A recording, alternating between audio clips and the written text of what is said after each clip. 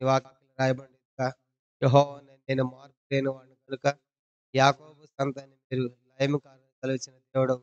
యెహోవా యేసుక్రీస్తు నిన్న నేడు నిరంతరము ఒకటే రీతిగా ఉన్నాడు. అవును, యుగయుగములకు ఆయన ఒక్కటే రీతిగా ఉండని రాయబడిన పరిశుద్ధమైన మాటను బట్టి కూడా మీకు స్తోత్రాలు చెల్లిస్తూ ఉన్నాం.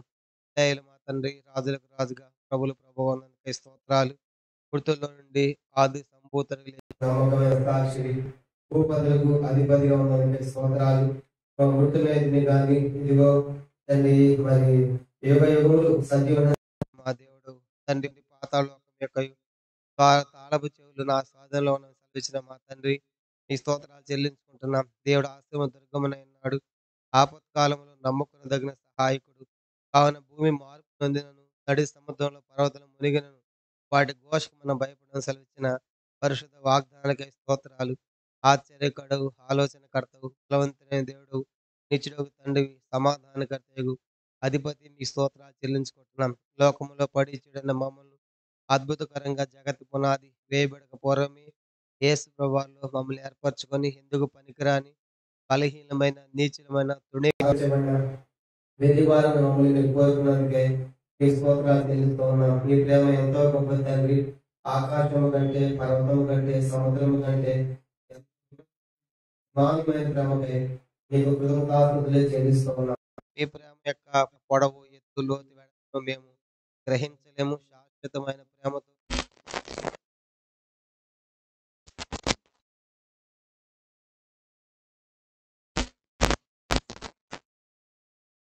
దినాల్లో ప్రభా మరి మా పితరులకు సంబంధించిన సంగతులు ప్రభా యుగాంతమందున మాకు బుద్ధి కలగాలని, దృష్టాంతం రాయబడిన సంగతులు రాయించి మాకు బుద్ధి కలగాలని, బోధ కలగాలని, నిత్యజీవం కలగాలని అనేక విధాలుగా మీరు మాతో మాట్లాడుతున్నందుకై స్తోత్రాలు తండ్రి.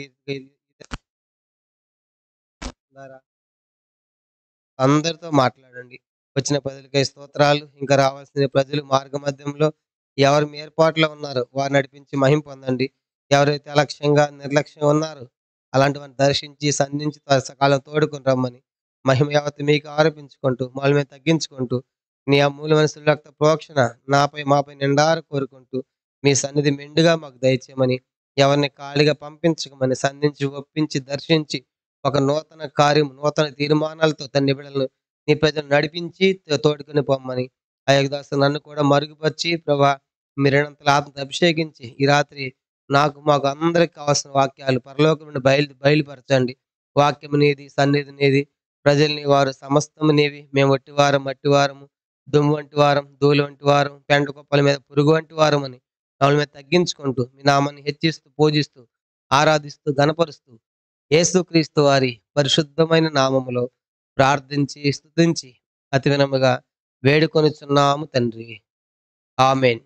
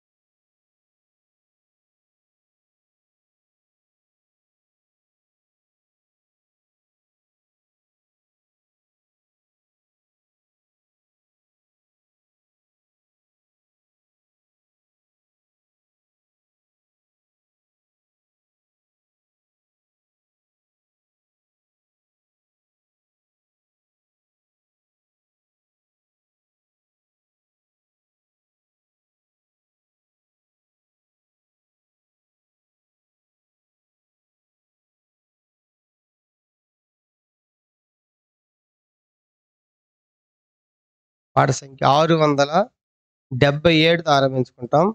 677 పాపుల రక్షకుడు యేసు, గొప్ప దేవాతి దేవుడు యేసు. 677 కొత్త వాటిలో, పాత వాటిలో 661. 677 కొత్త వాటిలో, పాత వాటిలో 661.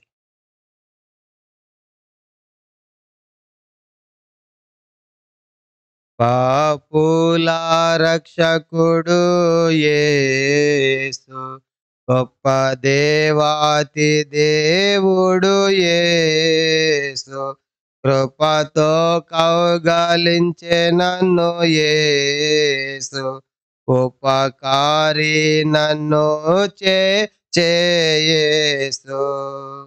సర్వంబులో నాకు సర్వమేసు, సర్వశక్తి గల యేసు, హల్లెలూయా ఆమేన్. గొర్రెలకు గొప్ప కాపరి యేసు, దొరకు తన్ను వెదకు వారికేసు, ఆరాధికులకు పరిశుద్ధుడేసు,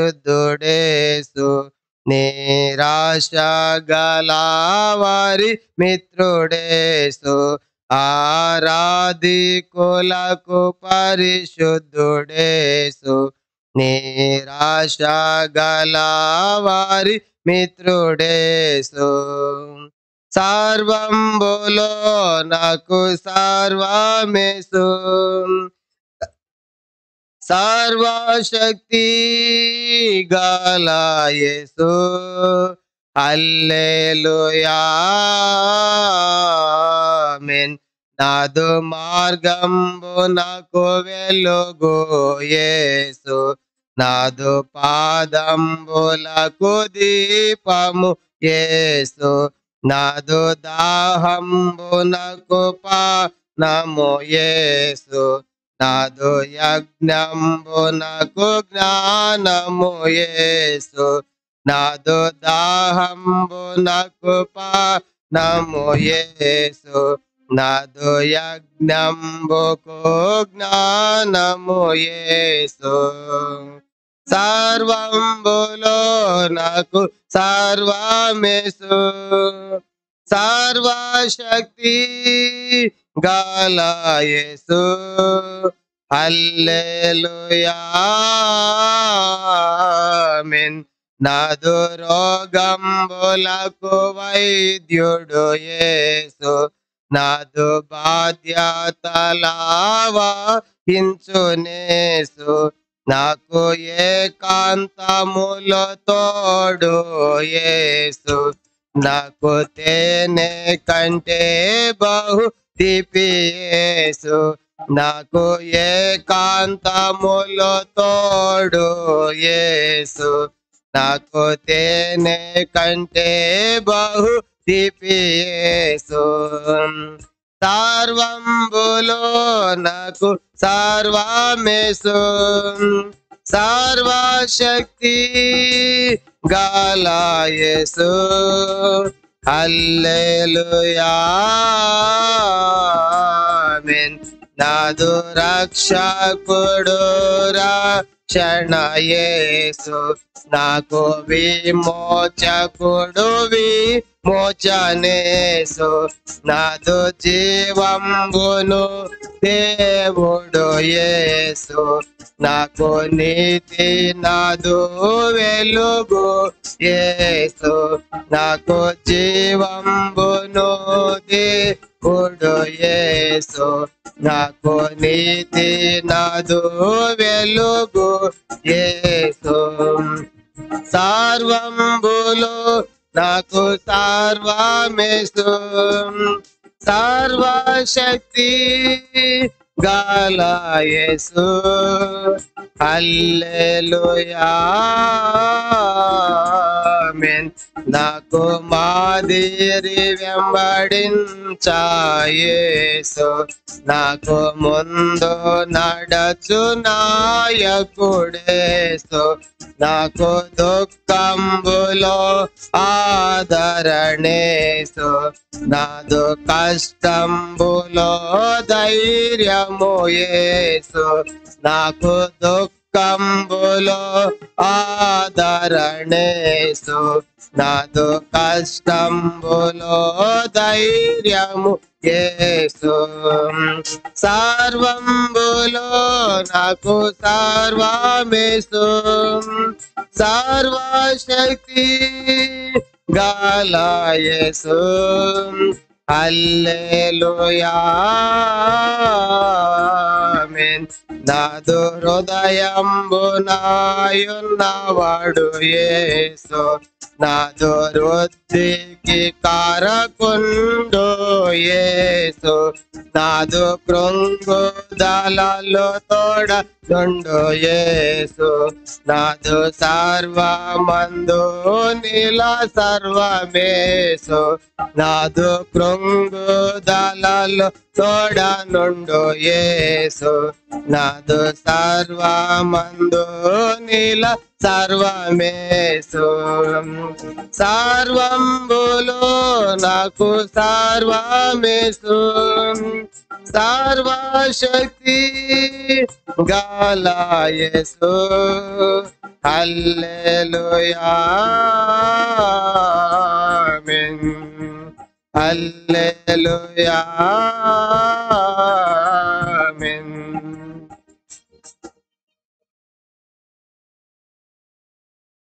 పాట సంఖ్య 226. పాట సంఖ్య 226 కొత్త వాటిలో. పాత వాటిలో 263. మరియకు సుతుడుగా ధరను జన్మించి ఇమ్మానుయేలాయన్ అనే మరి క్రిస్మస్ పాట పాడతాం. 266 పాట సంఖ్య కొత్త వాటిలో. పాత వాటిలో 263. కొత్తవైతే 266, 266. ఓల్డ్ బుక్ లో 263. మరియకు సుతుడుగా ధరను జన్మించి. మరియకు సుతుడుగా ధరను జన్మించి ఇమ్మానుయేలాయన్, ఇమ్మానుయేలాయన్. మరియకు సుతుడుగా ధరను జన్మించి ఇమ్మానుయేలాయన్, ఇమ్మానుయేలాయన్. నిరుపేదగాను పశువుల పాకలు, నిరుపేదగాను పశువుల పాకలు, తేజోమాయ ప్రభు భువిని, తేజోమాయ ప్రభు భువిని, తేజోమాయ ప్రభు భువిని, శిశువుగా పుట్టెను. మరియకు సుతుడుగా ధరను జన్మించి ఇమ్మానుయేలాయన్, ఇమ్మానుయేలాయన్. పాప సంకటము పోగొట్టదరను, పాప సంకటము పోగొట్టదరను, ప్రాపకుడు నరునిగా బెత్లెహేమున, ప్రాపకుడు నరునిగా బెత్లెహేమున, పాప పరిహారుడు నరుల మిత్రుడు అవనిలో జన్మించెన్. మరియకు సుతుడుగా ధరను జన్మించి ఇమ్మానుయేలాయన్, ఇమ్మానుయేలాయన్. మరియకు సుతుడుగా ధరను జన్మించి ఇమ్మానుయేలాయన్, ఇమ్మానుయేలాయన్. ఆకాశ చుక్క బాసిల్లుచుండ, ఆకాశ చుక్క బాసిల్లుచుండ, వికటు దీనోపకారుడు వెలసెన్, వికటు దీనోపకారుడు వెలసెన్. ఈన సైతానుడు కూలిపోవగన్, ప్రియముతో ఉదయించెన్. మరియకు సుతుడుగా ధరను జన్మించి ఇమ్మానుయేలాయన్, ఇమ్మానుయేలాయన్. దూతగణములు గీతముల్ పాడ, దూతగణములు గీతముల్ పాడ, స్థితిలో నరులు మంగళము పాడ, స్థితిలో నరుడు మంగళము పాడ. కన్య మరియమ్మ పాడెను లాలి, పుణ్యుడు జన్మించగా. మరియకు సుతుడుగా ధరను జన్మించి ఇమ్మానుయేలాయన్, ఇమ్మానుయేలాయన్. నిరుపేదగాను పశువుల పాకలు, నిరుపేదగాను పశువుల పాకలు, తేజోమయ ప్రభు గోవిని, తేజోమయ ప్రభు గోవిని, తేజోమయ ప్రభు గోవిని. శిశువుగా పుట్టెను, మరియకు సుతుడుగా ధరను జన్మించి ఇమ్మానుయేలాయన్, ఇమ్మానుయేలాయన్. మరియకు సుతుడుగా ధరను జన్మించి ఇమ్మానుయేలాయన్, ఇమ్మానుయేలాయన్.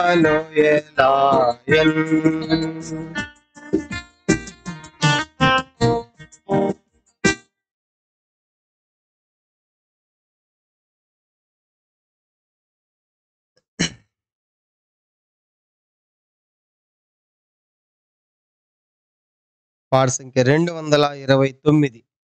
కొత్త వాటిలో 229, పాత వాటిలో 227. యేసు నామం మనోహరం, ఎంతో అతి మధురం. 229 కొత్త పుస్తకాల్లో 229, ఓల్డ్ బుక్స్ లో 227.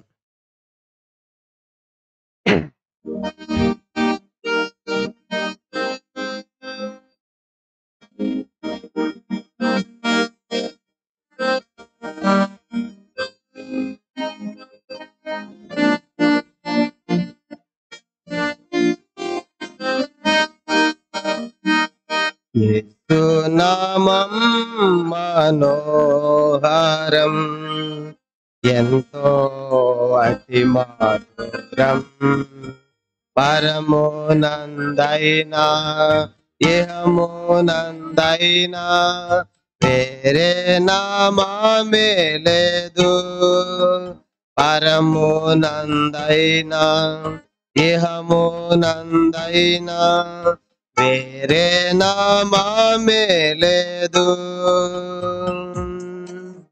అమూల్య ప్రాణమిచ్చెన్,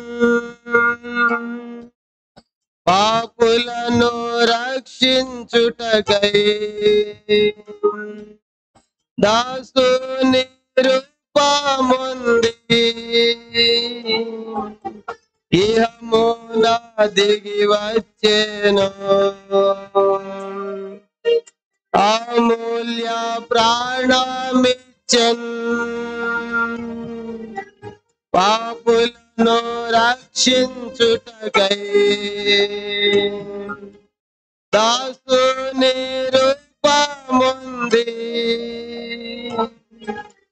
యమున దిగి వచ్చెను కీర్తింతును నీ నామం గణపరతును నీ నామం కీర్తింతును నీ నామం గణపరతును నీ నామం ఓ మా ప్రభువా రమ్ము ఈవులతో మమ్ము ఆశీర్వదింపా ఓ మా ప్రభువా రమ్ము ఈవులతో మమ్ము ఆశీర్వదింపా యేసు నామం మనోహరం ఎంతో అతి మధురం పరమునందైన ఇహమునందైన వేరే నామమే లేదు పరమునందైన ఇహమునందైన వేరే నామమే లేదు కల్వారి గిరిలోనా ఈను పామె కులతో ప్రభువాని దేహమును సిలువపై నెక్కించిరి కల్వారి గిరిలోనా ఈను పామె కులతో ప్రభువాని దేహమును సిలువపై నెక్కించిరి కీర్తింతును నీ నామం గణపరతును నీ నామం కీర్తింతును నీ నామం గణపరతును నీ నామం ఓ మా ప్రభువా రమ్ము ఈవులతో మమ్ము ఆశీర్వదింపా ఓ మా ప్రభువా రమ్ము ఈవులతో మమ్ము ఆశీర్వదింపా యేసు నామం మనోహరం ఎంతో అతి మధురం పరమునందైన ఇహమునందైన వేరే నామమే లేదు పరమునందైన ఇహమునందైన వేరే నామమే లేదు పూర్ణ స్వస్థత మాకు ప్రేమతో నొసగితివి శాంతి ఆనందములు నీ నామమున దొరుకును పూర్ణ స్వస్థత మాకు ప్రేమతో నొసగితివి శాంతి ఆనందములు నీ నామమున దొరుకును కీర్తింతును నీ నామం గణపరతును నీ నామం కీర్తింతును నీ నామం గణపరతును నీ నామం ఓ మా ప్రభువా రమ్మో ఈవులతో మమ్ము ఆశీర్వాదింపా ఓ మా ప్రభువా రమ్మో ఈవులతో మమ్ము ఆశీర్వాదింపా యేసు నామం మనోహరం ఎంతో అతి మధురం పరమునందైనా దేహమునందైనా వేరే నామమే లేదు పరమునందైనా దేహమునందైనా వేరే నామమే లేదు. బైబిల్ వల్ల వాడుకుంటాము. యేసుని వాక్కు నిత్యము నిల్చును.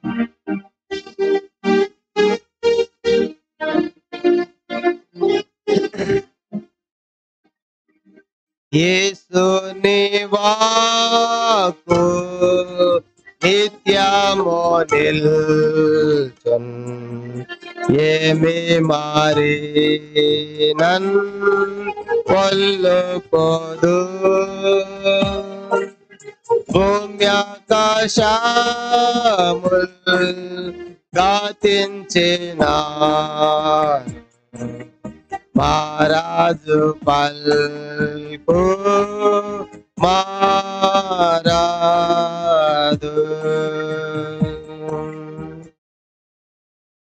ప్రార్థన చేసుకుంటాం.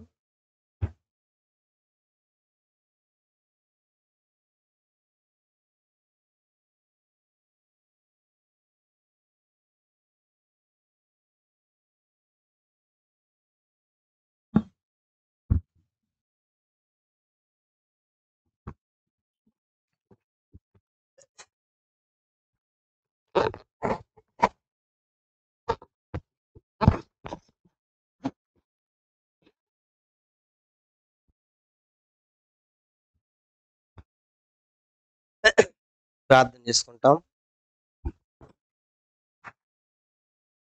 పరలోకమందున్న మా తండ్రి, పరిశుద్ధ దేవ, జీవాధిపతి, మహోన్నతుడా, మీ స్తోత్రాలు చెల్లిస్తూ ఉన్నాం. మరోసారి ఈ సమయంలో నీ పాదాలకు వస్తున్నాం. మరి ప్రభా, రాజుల చరిత్రలో మేము ధ్యానం చేస్తుంటుండగా తండ్రి, నీ యొక్క వాక్యం ద్వారా మీరు మాతో మాట్లాడుతూ ఉన్నారు. దయలు మా తండ్రి ప్రభా, మరి ఇవి కథలు కాదు, వాస్తవ సంఘటనలు, యథార్థ గాథలు, నిజంగా జరిగిన సంగతులు, చరిత్రలు, ఇవన్నీ కూడా మా కళ్ళ కట్టినట్లుగా ఈ రోజు వరకు కూడా వాటి ఆధారాలు మేము చూస్తూ ఉన్నాం.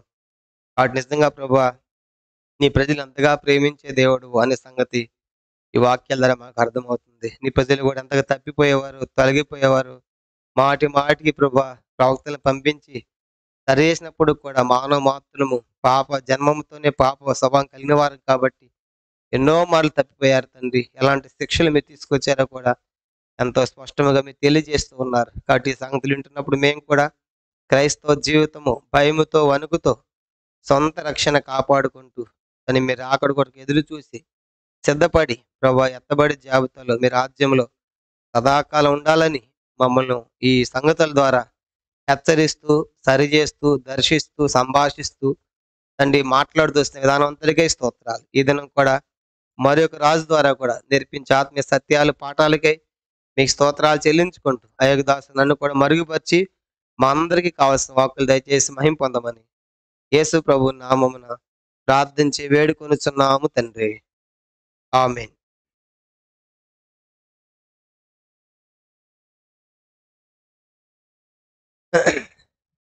వీళ్ళరా మనము ఇప్పటికే దాదాపుగా మరి 19 మంది రాజుల చరిత్రలు మనము ముగించాం. మరి 19 మంది రాజులు, ఇవన్నీ చరిత్రలు చదువుతున్నప్పుడు ఒక విషయాన్ని మనం ఎప్పుడు జ్ఞాపకం పెట్టుకోవాలి. మొదటి కొరింథీ పత్రిక 10:11 రాయబడింది కదా, దృష్టాంతములుగా సంభవించిన సంగతులు యుగాంతమందున మనకి బుద్ధి కలగాలి. కాబట్టి ఇదేదో కథల్లాగా వినేసి వెళ్ళిపోయే సంగతులు కాదు ఇవి. కాబట్టి వింటున్నప్పుడు, చూస్తున్నప్పుడు మనము బుద్ధి తెచ్చుకోవాలి, జ్ఞానం తెచ్చుకోవాలి, సరి చేసుకోవాలి. మనం కూడా జాగ్రత్తతో బ్రతకాలి ఈ లోకములో అనే సంగతులు మనకి అర్థమవుతూ ఉన్నాయి. కాబట్టి ఇప్పటికే దాదాపుగా మరి 19 మంది రాజుల చరిత్రలు మనం చూస్తూ వచ్చాం. మరి ఈ రోజు చూడబోయేటువంటి రాజు మనము 20వ రాజును మనం చూడబోతున్నాం. అంటే యోధా రాజ్యానికి ఎన్నో రాజైన ఆఖరి రాజు. ఎన్నో రాజు చెప్పండి? ఆఖరి రాజు, చివరి. ఈ రాజుతో రాజ్యం ఏమైపోతుంది? పతనం అయిపోతుంది. ఈ రాజుతో ఈ దేశము బబులోను వశం అయిపోయింది. కాబట్టి ఇక పూర్తిగా ఓడిపోయింది. కనుక ఇప్పుడు గాజ ఎట్లయిపోయిందో యోధా దేశం కూడా ఇప్పుడు అదే స్థితిలో అవబోతుంది. ఏ రాజు టైంలో? 20వ రాజు. కనుక ఇప్పుడు మనం దాదాపుగా మరి 19 మంది రాజులు మనం చూసాం కదా. కనుక దాంట్లో 16వ రాజు వరకు మనకి బాగానే ఎంత ఆర్డర్లోనే ఉంటుంది. కనుక ఎవరు కుమారుడు, ఎవరు రాజు అయ్యారు అనేది కనుక మనం జ్ఞాపకం పెట్టుకోవాలి. మొదటి రాజు సౌలు అని చూసాము. సౌలు తర్వాత ఆయన కుమారుడు, చెప్పండి, సౌలు తర్వాత ఆయన కుమారుడు, క్షమించండి, సౌలు తర్వాత దేవుని ఏర్పరచుకున్నాడు దేవుడు, దావీదు. కనుక దావీదు తర్వాత సొలొమోను. కనుక ఈ ముగ్గురు రాజుల్ని ఏమన్నారంటే ఐక్య రాజ్యం లేకుంటే సమైక్య రాజ్యం అన్నాం. ఆ తర్వాత సొలొమోను కుమారుడు రెహబాము టైంలో రాజ్యం రెండుగా విడిపోయిందని చూసాం. రెండుగా విడిపోతే ఒకటి యోధా, రెండవది ఇశ్రాయేలుగా. కాబట్టి యోధాకి ఎన్ని గోత్రాలను చూసాము? 2 గోత్రాలు. ఒకటి యోధా, బెన్యామీను. మిగతా ఇశ్రాయేలు అంటే 10 గోత్రాలు ఇశ్రాయేల్ దేశముగా. ఇశ్రాయేల్ దేశం ఉత్తర రాజ్యముగాను, 2 గోత్రాలు దక్షిణ రాజ్యంగాను విడిపోయాయి. విడిపోయిన తర్వాత యోధాకి దాదాపుగా మనం చూసాం. కనుక యోధా ఇదేమో యోధా రాజ్యము, ఇది ఇశ్రాయేల్ రాజ్యముగా విడిపోయారు రెహబాము టైంలో. ఇది ఉత్తర రాజ్యం అంటే ఇది దక్షిణ రాజ్యము. దీనికి వచ్చేసి 20 మంది రాజులు అయితే ఇక్కడ 19 మంది రాజులు. ఈ 2 గోత్రాలు అయితే ఇది 10 గోత్రాలు అనే విషయాలు మనం ఇప్పుడు దాకా కూడా ప్రతి రాజు చరిత్ర చెప్పినప్పుడు కూడా ఇవి చెప్పాం. కాబట్టి ఇవన్నీ మీకు మైండ్లో కంటో పాటగా నిద్ర లేచి అడిగినా కూడా చెప్పాలి. కనుక ఏ గోత్రం ఎక్కడుంది అని కూడా చెప్పాలి. అని అంతేగాని మళ్ళీ నేను ఇప్పుడు డైరీ తీస్తాను కూడా. కాబట్టి ఇవన్నీ కూడా మీకు కంటోపాఠం అయిపోయాయని అనుకుంటున్నాను నేనైతే ఇప్పుడు. ఎందుకంటే ఈ బోర్డు చెప్పిన కారణం కూడా అది. కానీ ఇప్పుడు ఇక్కడ 16వ రాజు ఎవరని చూసాను చెప్పండి. 16 మంది రాజులు. మొదటి రెహబాము అయితే రెహబాము మొదలుకొని రాజులైంది. అతని తర్వాత వాళ్ళ కుమారుడు అట్లా రాజులు అవుతూ వచ్చారు. కానీ 16వ రాజు ఎవరని చూసాను చెప్పండి. 16వ రాజు యెషయా కాదు, యోషియా. చెప్పండి అయితే యోషియా. దాంట్లో యెషయా అని పడింది మీకు ఇచ్చిన బుక్లో, పేపర్లో ప్రింట్ చేసి దిద్దుకోండి.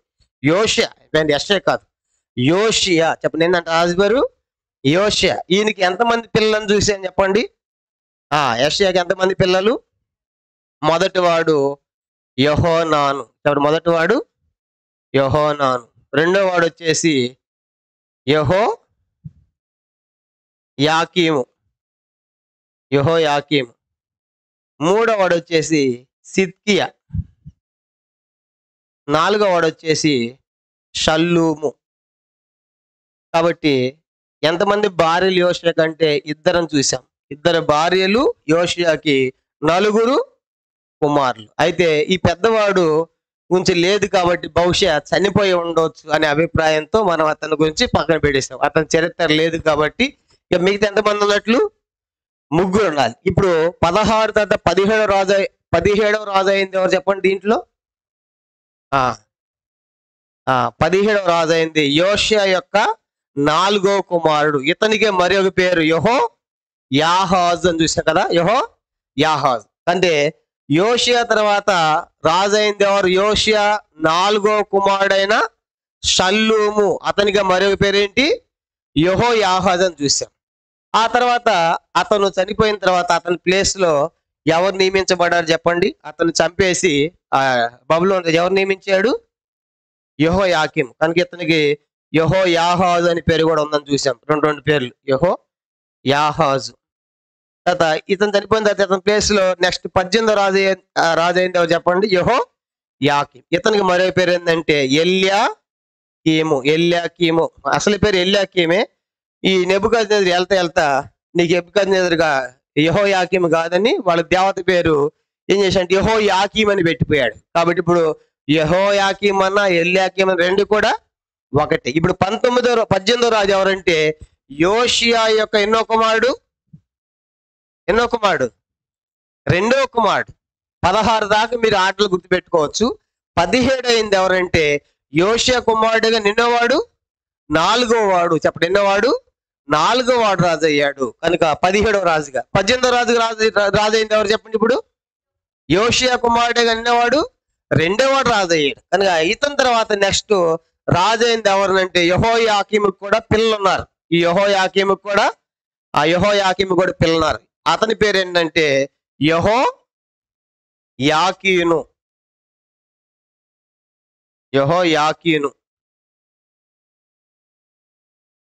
ఇక్కడే మీరు బాగా కన్ఫ్యూజ్ అయిపోతారు. ఈ స్ట్రక్చర్ మీకు గుర్తుండాలి. 16 దాకా ఆర్డర్లో గుర్తుంది. 17వ రాజు కళ్ళు మూసుకొని చెప్పాలి యోషియా యొక్క 4వ కుమారుడు. తర్వాత 18వ రాజు యోషియా యొక్క 2వ కుమారుడు. తర్వాత 19వ రాజు యోషియా యొక్క మనవడు. చెప్పండి, ఎవరైనా యెహోయాకీము కుమారుడు అంటే యెహోయాకీము యోషియా కుమారుడు కదా.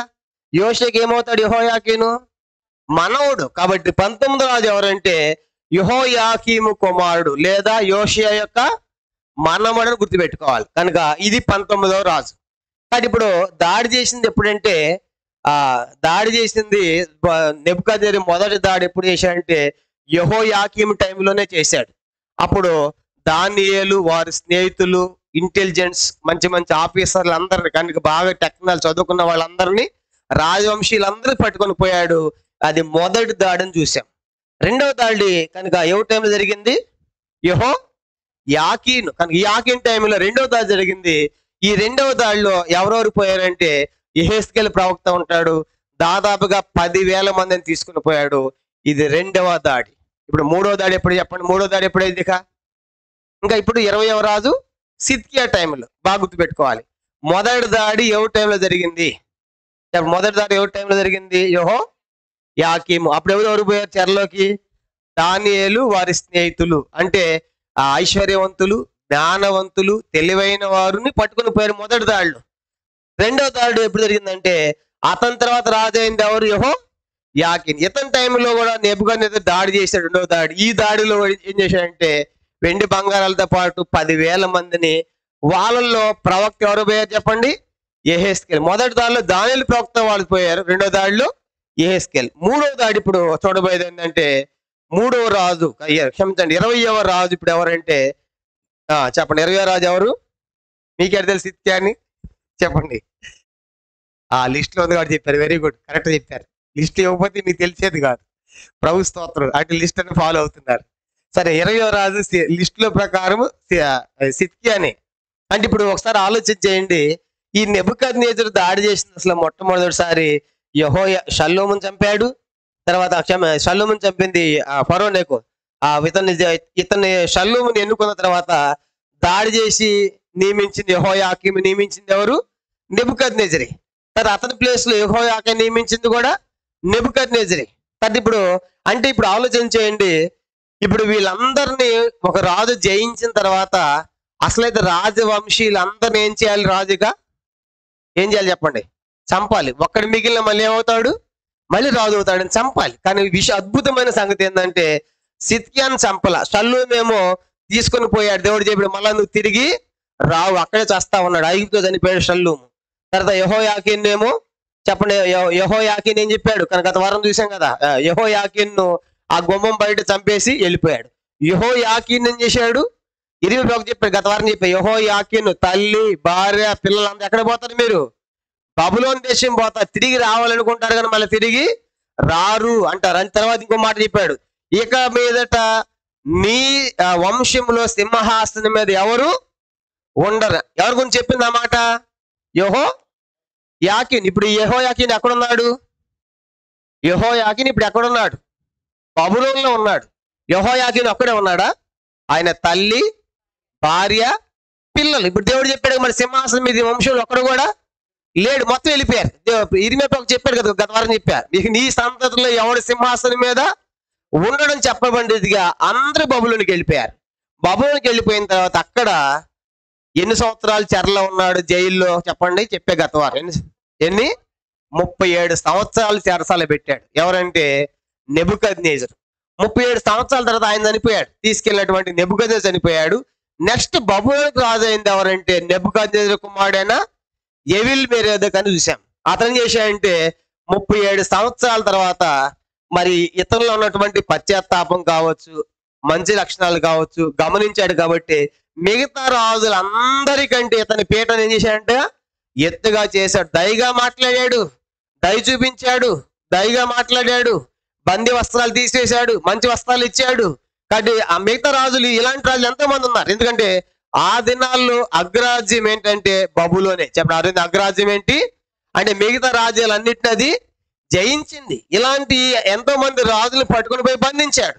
వాళ్ళందరిలో యెహోయాకీను యొక్క మార్పును గమనించినటువంటి నెబుకద్నెజరు కుమారుడు ఎవిల్ మెరోదకు మళ్ళా తిరిగి అతను ఏం చేసి చెప్పండి, రాజు బల్ల యొక్క భోజనము చేసేట్టుగా చేశాను గత వారం మనం చూసాం. కాబట్టి అది యెహోయాకీను యొక్క చరిత్ర. అది మనం గత వారం, ఇదంతా కూడా గత వారం ఇంతకు ముందు చెప్పిన సంగతులే. ఇప్పుడు ఈ యెహోయాకీన్ని పెట్టి పోతా పోతా ఏం చేశాడంటే ఈ నెబుకద్నెజరు, మరి ఇక్కడ రాజు ఉండాలి కదా, ఇప్పుడు ఇది జయించాడు, ఇది నా అండర్లో ఉండాలి, ఇది నేను జయించాను కాబట్టి ఇప్పుడు మా స్వాధీనంలో ఉండాలి. కాబట్టి ఇప్పుడు ఇక్కడ ఉండేటువంటి ఎవడైనా సరే ఏం చేయాలి చెప్పండి, మేము చెప్పినట్లే వినాలి. ఇప్పుడు ఇజ్రాయెల్ సైన్యం ప్రకటించింది గాజా అంతా కూడా మా అండర్లోకి వచ్చేసింది. కాబట్టి మొత్తం మేము గాజాని టేకప్ చేసాం కనుక మా అండర్కి వచ్చేసింది. అంటే ఇప్పుడు వాళ్ళు చెప్పింది అక్కడ నడుస్తుంది అనమాట. మధ్యలో బయటకు కాల్ చేస్తారు కనుక వాళ్ళ పర్మిషన్ లేకుండా. ఇప్పుడు ఇక్కడ కూడా ఏమైందంటే నెబుకద్నెజరు జయించాడు కాబట్టి అతని ప్లేస్ లో మరొకరిని అతడే నియమించి వెళ్ళాలి. ఎవరు నియమించాడంటే చెప్పండి, 20వ రాజు ఎవరంటే సిద్కియా. చెప్పండి, 20వ రాజు ఎవరు? సిద్కియా. కాబట్టి ఈరోజు ఈ సిద్కియా యొక్క చరిత్ర మనము చూడబోతున్నాం. ఇంత కూడా చెప్పా, ఈ సిద్కియాతో ఇక యోధా రాజ్యం ఏమైపోతుంది, పూర్తిగా పతనం అయిపోతుంది. సింహాసనం ఉండదు, రాజు ఉండడు, మొత్తాన్ని దోచుకుని పోయి సంహరిస్తాడు. యూదులందరూ కూడా చెదరిపోతారు, పారిపోతారు ప్రపంచ దేశాలకి ఈ నెబుకద్నెజరు టైంలోని. అట్లాగా ఇక ఇశ్రాయేలు దేశమే లేకుండా పోయింది. మళ్ళీ ఎప్పుడు ఏర్పడింది? 1948వ సంవత్సరం మే 14 దాకా చెదరిపోయినటువంటి ఇశ్రాయేలు మళ్ళా తిరిగి ప్రపంచ పటంలో లేదు. కానీ ఇప్పుడు మళ్ళా వచ్చింది. కాబట్టి ఇటు చెదిరిపోయినటువంటి వాళ్ళే మళ్ళీ తిరిగి దేశం అయ్యారు. కాబట్టి ఇవన్నీ కూడా కథలు కాదు, చరిత్రలు అని చెప్పేసి ఎన్నోసార్లు చెప్పాను. కాబట్టి గుర్తుపెట్టుకోవాలి. సరే, ఈరోజు మనం సిద్కియా గురించి మనం చూస్తాము. ఈరోజు సిద్కియా గురించినటువంటి అతని యొక్క చరిత్ర, అతని గురించి ఎక్కడెక్కడ రాయబడింది, అతని తల్లిదండ్రులు ఎవరు, అతను ఎంతకాలం పరిపాలించాడు, ఎలా రాజు అయ్యాడు, ఎంతమంది సిద్కియాలు ఉన్నారు, అతని పాలనలో అతను ఎలాంటి లక్షణాలు కలిగి ఉన్నాడు అనే సంగతులు ఈరోజు మన సిద్కియా గురించి మనం చూడబోతున్నాం. సిద్కియా గురించి, సిద్కియా అంటే అర్థం ఏంటంటే యెహోవా నీతి అని అర్థం. చూడండి, సిద్కియా అంటే అర్థం ఏంటి? సిద్కియా అంటే యెహోవా నీతి అని అర్థం.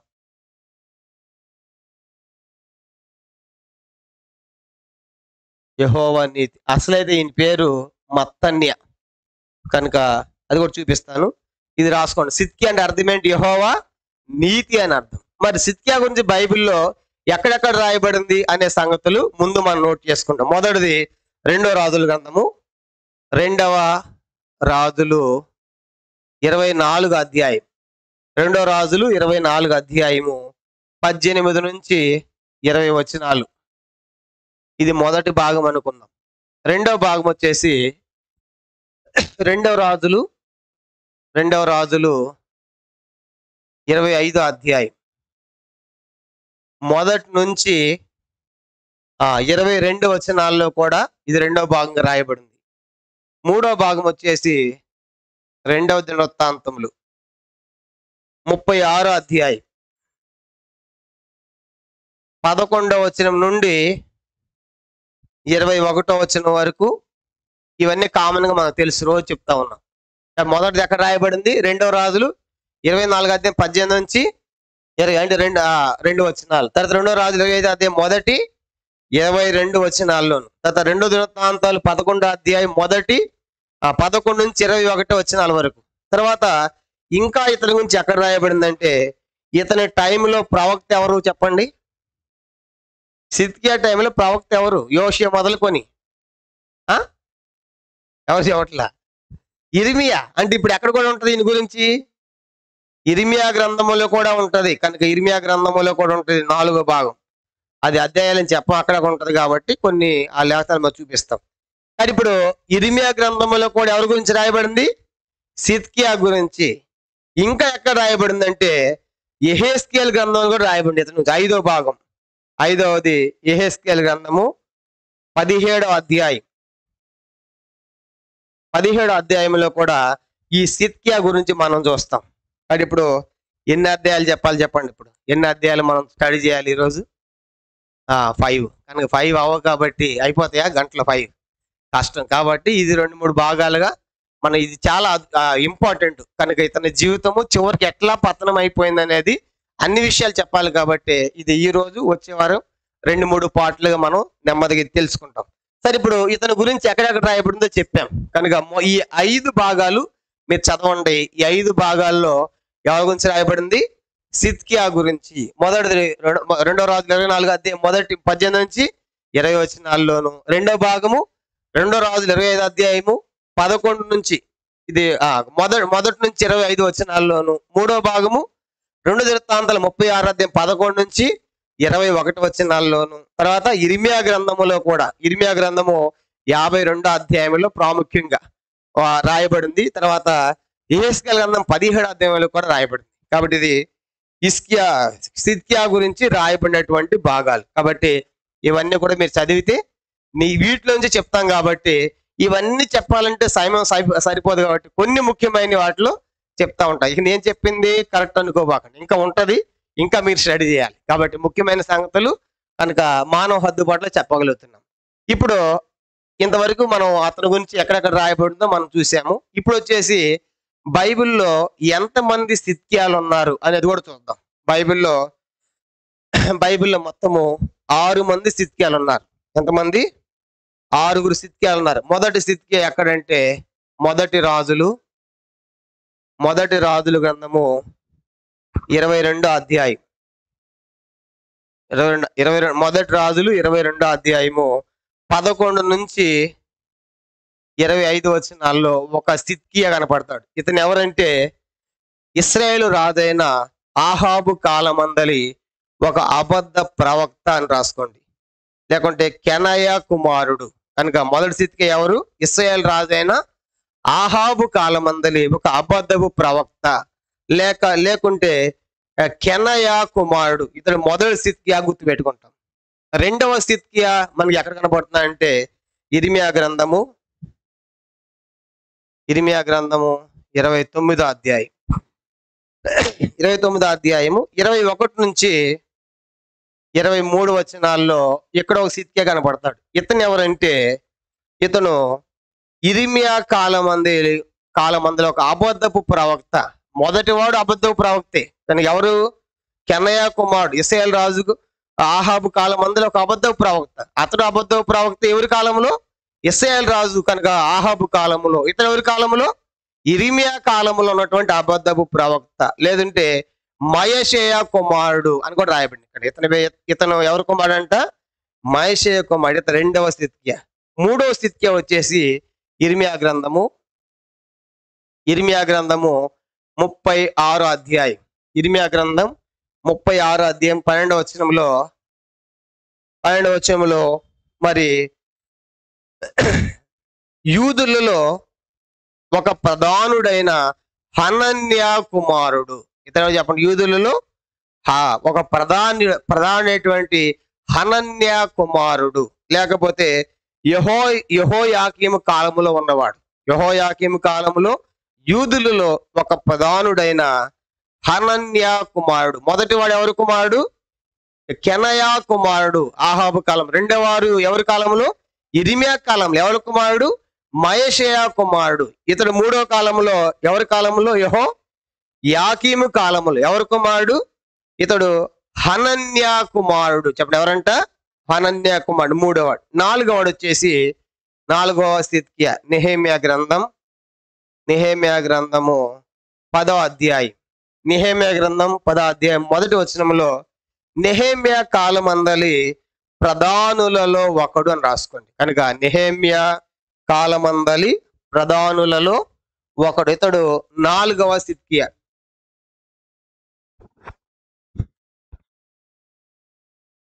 ఇంకా 5వ సిద్కియా మనం చూసామంటే మొదటి దినవృత్తాంతములు 36వ అధ్యాయం 36వ అధ్యాయము 16వ వచనం. మొదటి దినవృత్తాంతములు మొదటి దినవృత్తాంతములు 3వ అధ్యాయం 16వ వచనంలో యెహోయాకీము మనుమలలో ఒకడు. యెహోయాకీము రాజు ఉన్నాడు కదా, ఆయన మనవడు అంటే యెకొన్యా కుమారుడు అని రాసుకోవాలి. చెప్పండి, ఎవరి కుమారుడు అంటే ఈయన యెకొన్యా కుమారుడు. యెహోయాకీముకేమో మనవడు. ఇతడు 5వ సిద్కియా. ఇప్పుడు 6వ సిద్కియా ఎవరంటే మాకు తెలుసు. 6వ సిద్కియా ఎవరు చెప్పండి? ఎవరి కుమారుడు? యోషియా కుమారుడు. ఈరోజు అది చూడబోతుంది. ఎవరి కుమారుడు అంట? యోషియా. ఇతని గురించి అక్కడ రాయబడింది చెప్పే కదా, 5 భాగాలు ఇతని గురించి రాయబడింది. కనుక యోషియా కుమారుడు. మొదటి చెప్పండి, మొదటి చూడండి. ఎవరి కాలంలో మొదటి వాడు? ఇశ్రాయేలు రాజు ఆహాబు కాలంలో. ఎవరి కుమారుడు? కెనయా కుమారుడు. రెండవది ఇర్మియా కాలంలో ఎవరి కుమారుడు? మయషయా కుమారుడు. ఇద్దరు కూడా అబద్ధ ప్రవక్తలే. మూడో వాడు వచ్చేసి చెప్పండి 36:12 మూడో వాడు హనన్య. కనుక అంటే యెహోయాకీము కాలంలో హనన్య కుమారుడు. కనుక 4వ వాడు వచ్చేసి నెహెమ్యా కాలం అందలే ప్రధానులలో ఒకడు. 5వ వాడు వచ్చేసి యెకొన్యా కుమారుడు, లేకుంటే యెహోయాకీము మనుమలలో ఒకడు అని రాసుకున్నాం. ఇప్పుడు 6వ వాడు వచ్చేసి చెప్పండి యోషియా కుమారుడు. చెప్పండి, ఎవరంటే 6వ సిద్కియా? యోషియా కుమారుడు. కాబట్టి మొత్తం మనకు బైబిల్లో ఈ 6 మంది సిద్కియాలు. సిద్కియా అని రాగానే ఆ సిద్కియా ఈ సిద్కియా ఒకటి అనుకోవద్దు. కనుక ఇప్పుడు క్లియర్ గా చెప్పాం ఎవరి కాలంలో ఉన్నారు, ఎవరి కుమారులు కూడా మనము చూసాం. కాబట్టి ఈ 6గురిలో మనం ఇప్పుడు 6వ సిద్కియా అని చూడబోతున్నాం. అంటే యోషియా కుమారుడైన సిద్కియా అని గుర్తుపెట్టుకుంటాం. కాబట్టి ఇప్పుడు మనము సిద్కియా అంటే అర్థం చూసాము, సిద్కియా గురించి ఎక్కడెక్కడ రాయబడిందో చూసాము. తర్వాత సిద్కియాలు ఎంతమంది ఉన్నారో కూడా చూసాము. మొత్తం ఎంతమంది చెప్పండి, ఎంతమంది? మొత్తం 6 మంది. కాబట్టి ఈరోజు మనము ఇప్పుడు 6వ సిద్కియా అని చూడబోతున్నాం. 6వ సిద్కియా. మరి ఇప్పుడు సిద్కియా తండ్రి సిద్కియా తండ్రి ఎవరు చెప్పండి? తండ్రి ఎవరు? యోషియా. Very good. తండ్రి ఎవరు? యోషియా. మరి తల్లి ఉందా అంటే తల్లి కూడా ఉంది. చూద్దాము. 2వ రాజుల గ్రంథము 2వ రాజులు చూడండి. ఇంతకుముందు చూసిందే మర్చిపోయారు కనుక మళ్ళీ వెనక్కి వెళ్దాం ఒకసారి. 2వ రాజుల గ్రంథము 24వ అధ్యాయం. తల్లి కూడా ఉంది. 2వ రాజులు 24వ అధ్యాయము చూడండి 18-19 వచనాలు. 2వ రాజులు 24వ అధ్యాయం. తండ్రి యోషియా, ఇతని తల్లి. 2వ రాజులు 24వ అధ్యాయము 18-19 వచనాలు చదువుకుంటాము. చదవండి అందరూ. 18-19. సిద్కియా యాలను ఆరంభించినప్పుడు 21 సంవత్సరముల వాడు. అతడు యెరూషలేమునందు 11 సంవత్సరములు ఏలెను. అతని తల్లి లిబ్నా ఊరి వాడైన ఇర్మియా యొక్క కుమార్తెయగు హమూటలు. చెప్పండి, తల్లి ఎవరంట?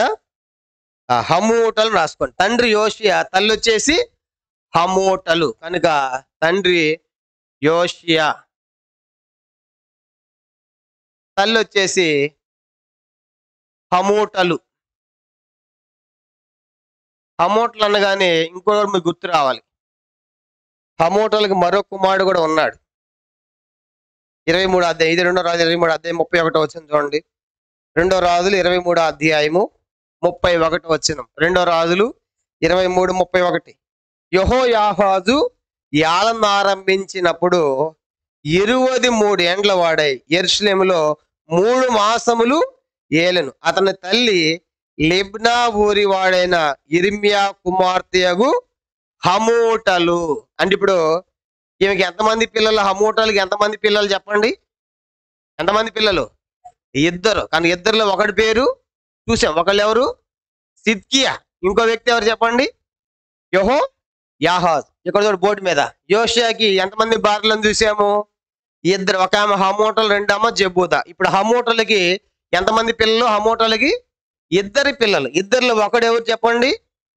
ఈ ఈ నాలుగో వాడు చూడండి. షల్లూమ్ అని పేరుంది కదా! ఈ షల్లూమ్ అన్న యెహోయాహాజ్ అన్న ఒక్కడే. ఈ యెహోయాహాజ్, షల్లూము ప్లస్ సిద్కియా ఇద్దరు కూడా ఎవరు పుట్టిన వాళ్ళు?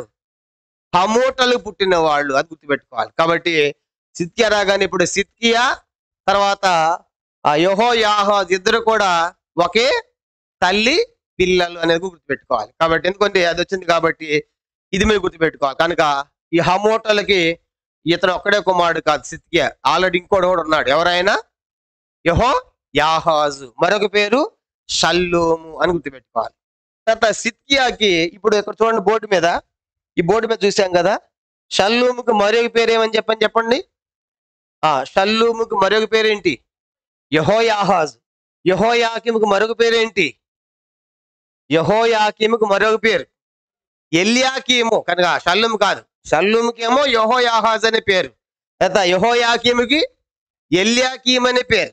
ఇప్పుడు సిద్కియాకు కూడా మరొక పేరు ఉంది. 24 అధ్యాయం, 2 రాజులు 24 అధ్యాయం చూడండి 17వ వచనం.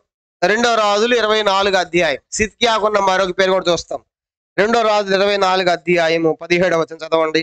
మరి బబులోను రాజు అతని పినతండ్రి అయిన మత్తన్యాకు సిద్కియా అని మారు పేరు పెట్టాను. అసలైతే అతని పేరు సిద్కియా కాదు, ఏం పేరు?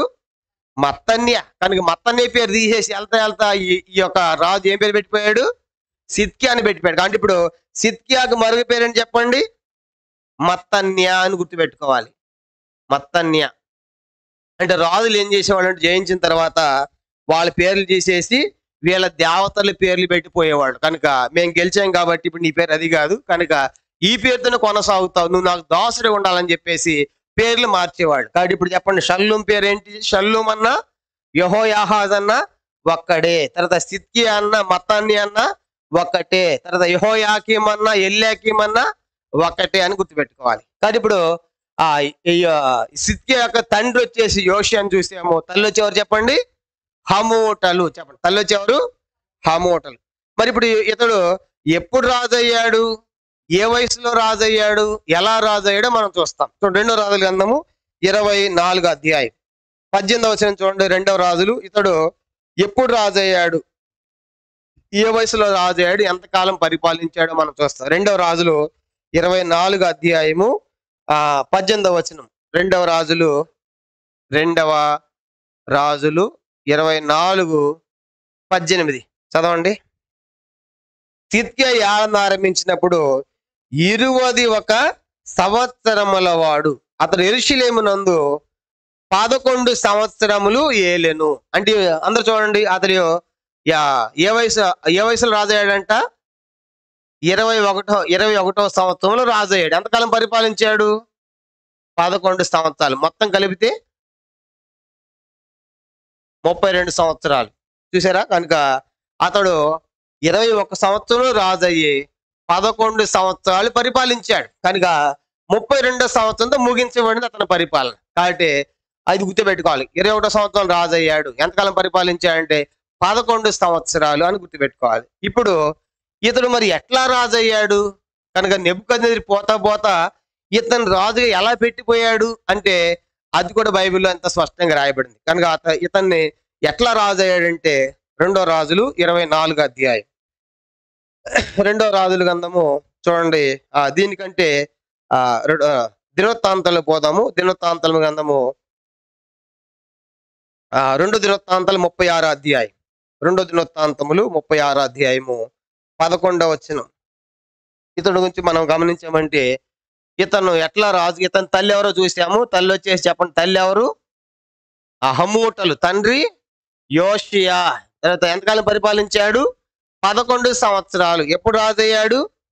21వ సంవత్సరం రాజు. ఇప్పుడు ఇతను రాజు ఎట్లా చేశాడు, కనుక ఎట్లా రాజుగా పెట్టిపోయాడో మనం చూస్తాం. 2వ దినవృత్తాంతములు 36 అధ్యాయం చూడండి 11వ వచనం. 2వ దినవృత్తాంతములు 36:11 చదవండి. సిద్కియా ఏలన ఆరంభించినప్పుడు 21 ఏండ్ల వాడై యెరూషలేములో 11 సంవత్సరములు ఏలెను. గుర్తుపెట్టుకో, ఆల్రెడీ చెప్పాం. 21వ సంవత్సరం రాజు అయ్యాడు. 11 సంవత్సరాలు పరిపాలించాడు. ఇప్పుడు ఇతను ఎట్లా రాజుగా చేశాడంటే చూడండి 13వ వచనం. 13వ వచనం చదువు అందరం. 13 చదవండి 13. మరియు దేవుని నామమును బట్టి తన చేత ప్రమాణము చేయించిన నెబుకద్నెజరు రాజు మీద అతడు తిరుగుబాటు చేసెను. కానీ ఇప్పుడు ఇతన్ని నెబుకద్నెజరు ఎవరిని జయించాడు? ఇక్కడ ఏ రాజుని జయించాడు? 19 రాజు ఎవరు? యాకీన్ని జయించిన తర్వాత ఆ యాకీన్ని జయించి తీసుకొని పోతా ఇప్పుడు ఇతను రాజుగా పెడతానికి సిద్కియాను చూశాడు. సిద్కియాను చూసి ఒట్టొట్టుగా రాజుగా పెట్టలా. ఏం జయించాడండి అతడు? 13వ వచనంలో 2 దినవృత్తాంతాలు 36:11 అతడు మరియు దేవుని నామమును బట్టి తన చేత ప్రమాణము చేయించిన నెబుకద్నెజరు. కాబట్టి ఇప్పుడు నెబుకద్నెజరు అతను తీసుకుని పోతున్నాడు. యెహోయాకీని తీసుకుని పోతా సిద్కియాని పిలిచి నువ్వు రాజుగా ఉండి అనలా, ఒట్టొట్టుగా ఏం చేయించాడంట? ప్రమాణము చేయించాడు. చెప్పండి ఏంటంటే అది ప్రమాణం. ఇంకా మన మాట చెప్పాలి, ఒట్టు పెట్టుకోవడం. ఒట్టు పెట్టి నా మీద ఒట్టయి అంట చూడండి, ఒట్టు నువ్వు చెప్పినట్టు ఏంట అంట చూడండి. కనుక అట్లా ప్రమాణపూర్వకముగా, నిబంధన పూర్వకముగా కనుక ఇతను ఏమయ్యాడు? ఇప్పుడు రాజు అయ్యాడు. ఏమని ప్రమాణం చేసి ఉంటాడు చెప్పండి? ఏమని నెబుకద్నెజరుకి ఏమని ప్రమాణం చేసి ఉంటాడు సిద్కియా? ఇప్పుడు అంతా జయించాడు నెబుకద్నెజరు. వెళ్తా సిద్కియా ఇటురా అని అన్నాడు. పిలిచిన తర్వాత ప్రమాణం చేద్దాం అన్నాడు. అసలు ప్రమాణం ఎట్లా చేయించాడు? దేవుని నామమును బట్టి. అంటే ఏ దేవుని నామం బట్టి చెప్పండి? ఏ దేవుని నామం బట్టి? సిద్కియా నీ దేవుడు ఎవరు? నా దేవుడు ఎవరు? యెహోవా. కాబట్టి ఇప్పుడు యెహోవా పేరటే ప్రమాణం చేయి. కనుక ఇప్పుడు నీ దేవుడు యెహోవా కాబట్టి యెహోవా పేరటే ప్రమాణం చేపిస్తున్నాడు. ఇప్పుడు ఆలోచించండి, ఏమని ప్రమాణం చేసి ఉంటాడు సిద్కియా నెబుకద్నెజరుకి? ఏమని ప్రమాణం చేసి ఉంటాడు? ఇప్పుడు సిద్కియా ఎవరు? నెబుకద్నెజరుకి సిద్కియా ఎవరు? బానిస, దాసుడు కదా. ఇప్పుడు ఏమని చేసి ఉంటాడు? నువ్వు చెప్పిన మాట వింటాను, మేమేదో చెప్తామో అదే మేము పాటిస్తాము. పెళ్లిళ్ళు కూడా ప్రమాణాలు చేస్తారు కదా, భార్య భర్త కూర్చోబెట్టి ఇద్దరు కూడా భార్య భర్తలు ప్రమాణాలు. మన క్రైస్తవ వివాహానికి తాలిబొట్లు, దండలు, ఉంగరాలు ఈ కాదు. కనుక ప్రామాణికం ఏంటి? చాలా ప్రాముఖ్యమైనది. పెళ్ళి అంటేనే ఏంటి? పెళ్ళి అంటేనే ప్రమాణాలు. కాబట్టి ప్రమాణ పూర్వకంగా ఏమవుతున్నారు? భార్య భర్తలు. అక్కడ తాలిబొట్లు, దండలు, గింటలు ఏమి ఉండవు. అవన్నీ సెకండ్ ఆప్షన్. చాలా మందికి అవి మొదటి ఆప్షన్. మనకి బైబిల్ ప్రకారం మొదటి ఆప్షన్ ఏంటంటే ఇద్దరు కూడా ఏం చేయాలి చెప్పండి? ఒకరికొకళ్ళు ప్రమాణాలు. ఎవరి పేరట చేయాలి? పాస్టర్ గారి పేరట, దేవుని పేరట. కనుక ఎవరు ముందు చేస్తున్నారు? సంఘం ముందు, దేవుని ముందు. అంటే మేమిద్దరు ఒకరికొకరు లోబడి ఉంటాము. కాబట్టి కనుక ఒకరినొకరు గౌరవించుకుంటాము, ఒకరినొకరు పోషించుకుంటాము. కాబట్టి చనిపోయేంత వరకు నేను నా భర్తను విడిచిపెట్టను, భార్య కూడా నా భార్యను విడిచిపెట్టను. విచారకరం ఏంటంటే ప్రతి 5 పెళ్లిల్లో ఒక పెళ్లి విడాకులు అయిపోతుందంట. మరి ముఖ్యంగా క్రైస్తవంలో ఎంత భయంకరమైన, ఎంత సిగ్గుచేటంటే ఏమైనా ప్రమాణాలు ప్రమాణాలు చేశారు కదా. కాబట్టి సుఖమందును, కష్టమందును, రోగమందును, నష్టమందును, ఆరోగ్యమందును. కనుక మళ్ళీ ఇప్పుడు పెళ్లి చేయాల్సిన అవసరం లేదు. కాబట్టి అవన్నీ పలికాం. కాబట్టి ఇప్పుడు అంటే దాని అర్థం ఏంటి? ప్రమాణం ఎంత ప్రాముఖ్యమైంది. ఎవరు చేసావు ప్రమాణం? నువ్వు పాస్టర్ గారికి కాదు చేసింది, సేవకుని కాదు. ఎవరికి చేసావు? దేవుని చెప్పావు ఆ రోజు. కాబట్టి ఈరోజు నువ్వు ప్రమాణం మీరుతున్నావు అంటే అర్థం ఏంటి? నువ్వు ప్రమాణం మీరుతున్నావు, ధిక్కరిస్తున్నావు అంటే ఎవరిని ధిక్కరించినట్లు? దేవుని ధిక్కరించినట్లే. కానీ ఇక్కడ కూడా ఇప్పుడు మనం గమనించామంటే ఇతడు ప్రమాణం చేయిస్తున్నాడు. కనుక నెబుకద్నెజరు కనుక పిలిచాడు సిద్కియాని, ఒట్టిగా రాజుగా పెట్టలా, ప్రమాణము చేయించి రాజుగా నియమించాడు. ప్రమాణం కూడా ఎవరి పేరు చేయించాడు? నీ దేవుని పేరు చేయి. నీ దేవుడు యెహోవా కదా. ఆ యెహోవా నెబుకద్నెజరు అంటే ఆ దేవుని పేట చెయ్యి కన్నా చెప్పాడు. ఏమని చేసి ఉంటాడంటే బహుశా ప్రమాణం చెప్పండి ఏమని చేసినాడు? నేను నీకు లోబడి ఉంటాను, దాసుడిగా ఉంటాను, నువ్వు చెప్పింది చేస్తాను. మనకు కూడా చాలా మంది ప్రమాణ స్వీకారాలు చేస్తూ ఉంటారు. కనుక ముఖ్యమంత్రి అయినప్పుడు, ప్రధానమంత్రి అయినప్పుడు, జడ్జీలకు కూడా ఏమని చెప్పండి? దేశ సమగ్రతను, సార్వభౌమాధికారాన్ని నేను కాపాడుతాను, కనుక మంచిగా సేవ చేస్తాను దేశానికి అని చెప్పేసి వాళ్ళు పలికిస్తారు ప్రమాణాలు. కనుక అవన్నీ వాళ్ళు పలుకుతారు ప్రమాణాలు. అంటే ఆ ప్రమాణాల ప్రకారం వాళ్ళు దేశాన్ని ఏం చేయాలి? దేశ సమగ్రతను, సార్వభౌమాధికారాన్ని వాళ్ళు కాపాడాలి. కాబట్టి అట్లా ప్రతి దానికి ప్రమాణం ఉంది. కనుక పెళ్లికి ప్రమాణం ఉంది, దేశానికి కూడా ప్రమాణాలు ఉన్నాయి. కాబట్టి అంటే ప్రమాణాలు ఎంత ప్రాముఖ్యం ఆలోచించండి. కనుక ఒట్టొట్టిగా నోటితో పలికే మాటలు కాదు ప్రమాణాలు అంటే. అవి జీవిత కాలము, భార్య భర్తలు అయితే జీవితకాలం ఉంటాయి. ఆ ప్రమాణాలు ఆ రాజు ఉన్నంత కాలం చేయాల్సిందే. కనుక పలికిన ప్రమాణాన్ని బట్టి అందుకే పాత నిబంధనలు కొత్త నిబంధనలు కూడా నీ నోటితో పలికిందా నువ్వు ఖచ్చితంగా ఏం చేయాలి, దాన్ని నువ్వు నెరవేర్చాలి. కనుక ఎందుకు అనవసరంగా ముక్కుని నీ దేహాన్ని శిక్ష తెచ్చుకుంటావు అంటాడు ప్రసంగ 5వ అధ్యాయంలో. ఎవడు ముక్కమన్నాడు నిన్ను, ఎవడు ప్రమాణం చేయమన్నాడు? అతడు ప్రమాణము చేయగా నష్టము కలిగిన మాట తప్పడని రాయబడింది కీర్తన 15లో. కాబట్టి ఇప్పుడు ఇతడు ఎట్లా రాజయ్యాడు అంటే చెప్పండి, ఏ వయసులో రాజయ్యాడు? 21వ సంవత్సరాలు రాజయ్యాడు. ఎంతకాలం పరిపాలించాడు? 11 సంవత్సరాలు పరిపాలించాడు. కనుక ఎట్లా రాజయ్యాడు? ప్రమాణపూర్వకముగా, ఒట్టొట్టి కాలేదు. కనుక సిద్కియా నువ్వు ప్రమాణం చేసావయ్యా, నీ దేవుని పేట చేసావు ప్రమాణం. ఎవరు చేసావు? దేవుని పేట. ఎవరు చేసావు? నెబుకద్నెజరు చేసావు. ఏమని చేసావు? నీకు లోబడతా దోష ఉంటా అని చేసావు. కనుక అతడు ప్రమాణపూర్వకంగా రాజు చేశాడు. కనుక ప్రమాణపూర్వకంగా ప్రమాణం చేయించుకుని ఒట్టి పెట్టించుకుని రాజుగా పెట్టి తీసుకుని పోయాడు యెహోయాకీను. అట్లా నిబంధన ప్రమాణపూర్వక రాజు అయిన వాడే ఈ సిద్కియా అని గుర్తుపెట్టుకోవాలి. ఇంత టెస్ట్ ఏం చెప్పానంటే ఇప్పుడు ఆ ప్రమాణ ప్రకారం జీవించాలిగా, ఆ ప్రమాణం అయితే పలికి ఉండాలి కదా. కానీ అతను ఎలా జీవించాడో మనం చూడబోతున్నాం. సో 2 దినవృత్తాంతములు మనం చదువుకున్నాం కదా. ఇక్కడ ఒక మాట రాయబడింది చూడండి. ఇప్పుడు 12వ వచనం, 2 దినవృత్తాంతాలు 36:12 చదవండి. అతడు అంటే సిద్కియా 11 సంవత్సరాలు పరిపాలించాడు కదా సిద్కియా. తన దేవుడిని యెహోవా దృష్టికి చెడు నడత నడచుచు. కనుక ఇతరులు రాయబడినటువంటి సంగతులు మొదటిది ఏంటంటే సిద్కియా చెడు నడత నడచుచు, చెడు నడత కలిగి ఉన్నాడు. ఇప్పుడు సిద్కియా ఆలోచించాలి. సిద్కియా కంటే ముందు యెహోయాకీము చెరలోకి తీసుకెళ్ళాడు నెబుకద్నెజరు వచ్చి. రెండవది అతని కుమారుడు అయినటువంటి యెహోయాకీని తీసుకొని పోయాడు అతని ముందే. ఇవన్నీ చూసిన వాడు ఎట్లా ఉండాలి, ఎంత జాగ్రత్తగా ఉండాలి? నా ముందు ఆల్రెడీ 2 దాడులు జరిగాయి. ఇప్పుడు నేను సరిగా లేకపోతే నా మీద కూడా దాడి చేస్తాడు. కాబట్టి ఎంతో జాగ్రత్తగా ఉండాలి. ఎందుకంటే నీ ముందున్న పరిణామాలు నీకు కనబడుతున్నాయి, నువ్వు కన్నులారా చూసావు. కనుక ఈ యెహోయాకీను ఎవరు నీకు? సిద్కియాకి ఏమవుతాడు యెహోయాకీను చెప్పండి? సిద్కియాకి యెహోయాకీను ఏమవుతాడు? సొంత అన్నే కదా, రెండో వాడు కదా. రెండో వాడు యెహోయాకీను, మూడో వాడు సిద్కియా. ఇతనికంటే ముందు రాజైంది ఎవరు? యెహోయాకీనే కదా. అంటే నీ ముందు నీ అన్నం తీసుకొని పోయాడు దాడి చేసి నెబుకద్నెజరు. తర్వాత ఇతని తర్వాత రాజైంది ఎవరు? యెహోయాకీము తర్వాత యెహోయాకీను రాజయ్యాడు కదా. అనగా యెహోయాకీను తీసుకెళ్తుంది కూడా సిద్కియా చూస్తూనే ఉన్నాడు. ఇప్పుడు యెహోయాకీను సిద్కియాకి ఏమవుతాడు చెప్పండి? ఏమవుతాడు?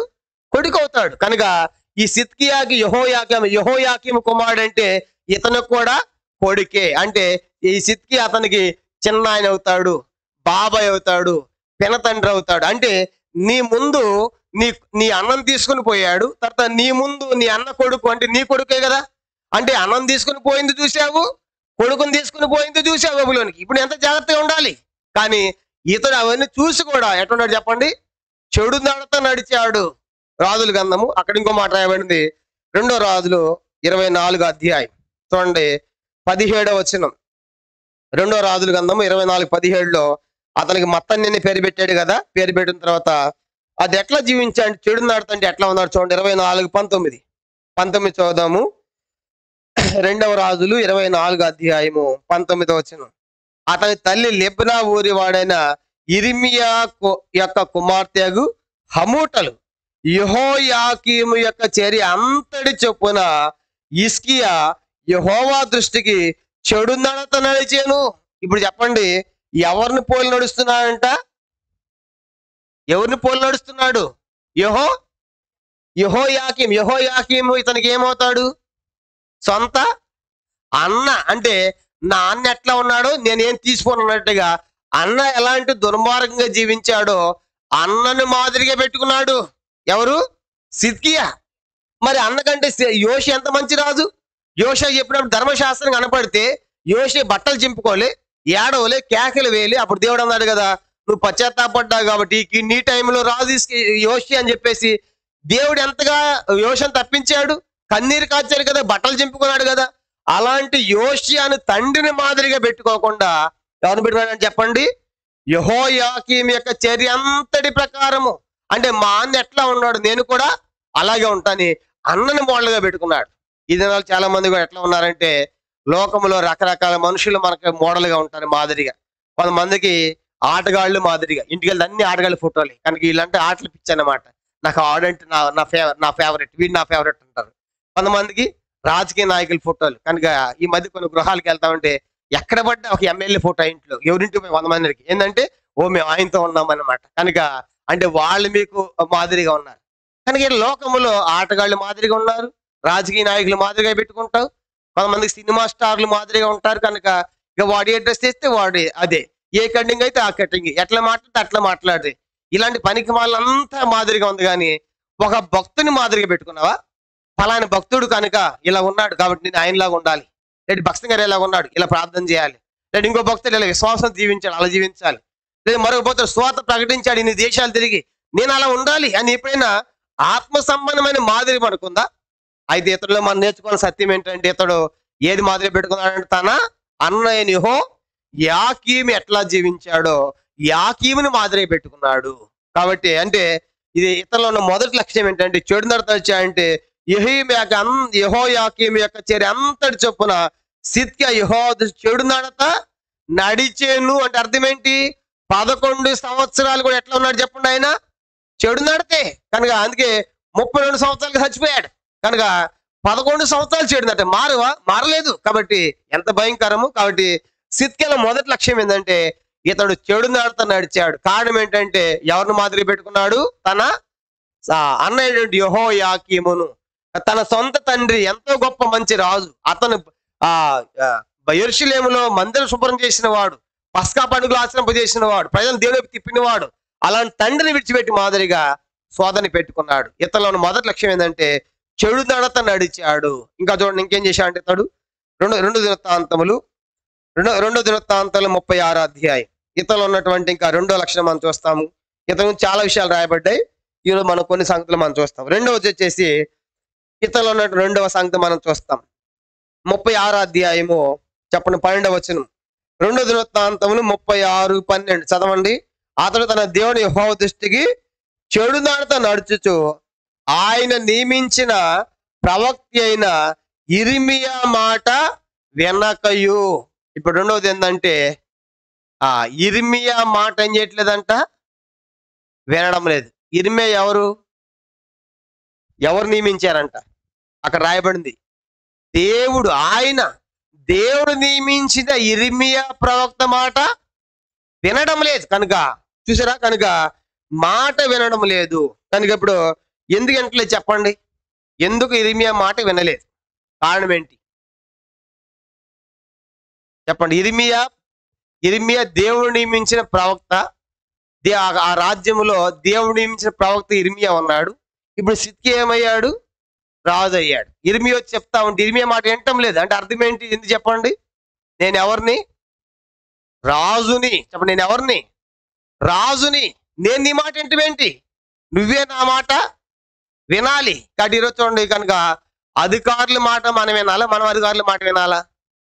ఇప్పుడు అధికారుల మాటే మనము వినాలి. కనుక ఇప్పుడు అతను కూడా ఎట్లా ఉన్నాడంటే నేను రాజుని, అంటే నేను రాజుని కాబట్టి నేను నీ మాట ఏంటి కాబట్టి అనేటువంటి ఒకలాంటి అహము తనలోకి వచ్చేసింది.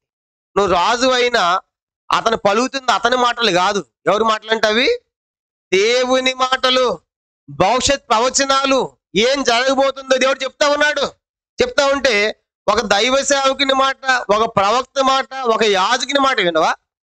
నీ అధికారాన్ని బట్టి, నీ స్థానాన్ని బట్టి, నీ హోదాన్ని బట్టి మాట ఉన్నాడు. కాబట్టి అతను రాయబడి మాట ఏంటంటే అతడు దేవుని యిర్మీయా ప్రవక్త మాట వినలేదు. అంటే అర్థం ఏంటంటే నేనే రాజుని అనేటువంటి అహముతన లోపల మనం చూస్తాం. కాబట్టి నిజంగా యిర్మీయా కంటే కూడా పెద్దవాడు, యిర్మీయా కంటే కూడా క్షమించండి సిద్కియా కంటే కూడా గొప్పవాడు ఎవరు?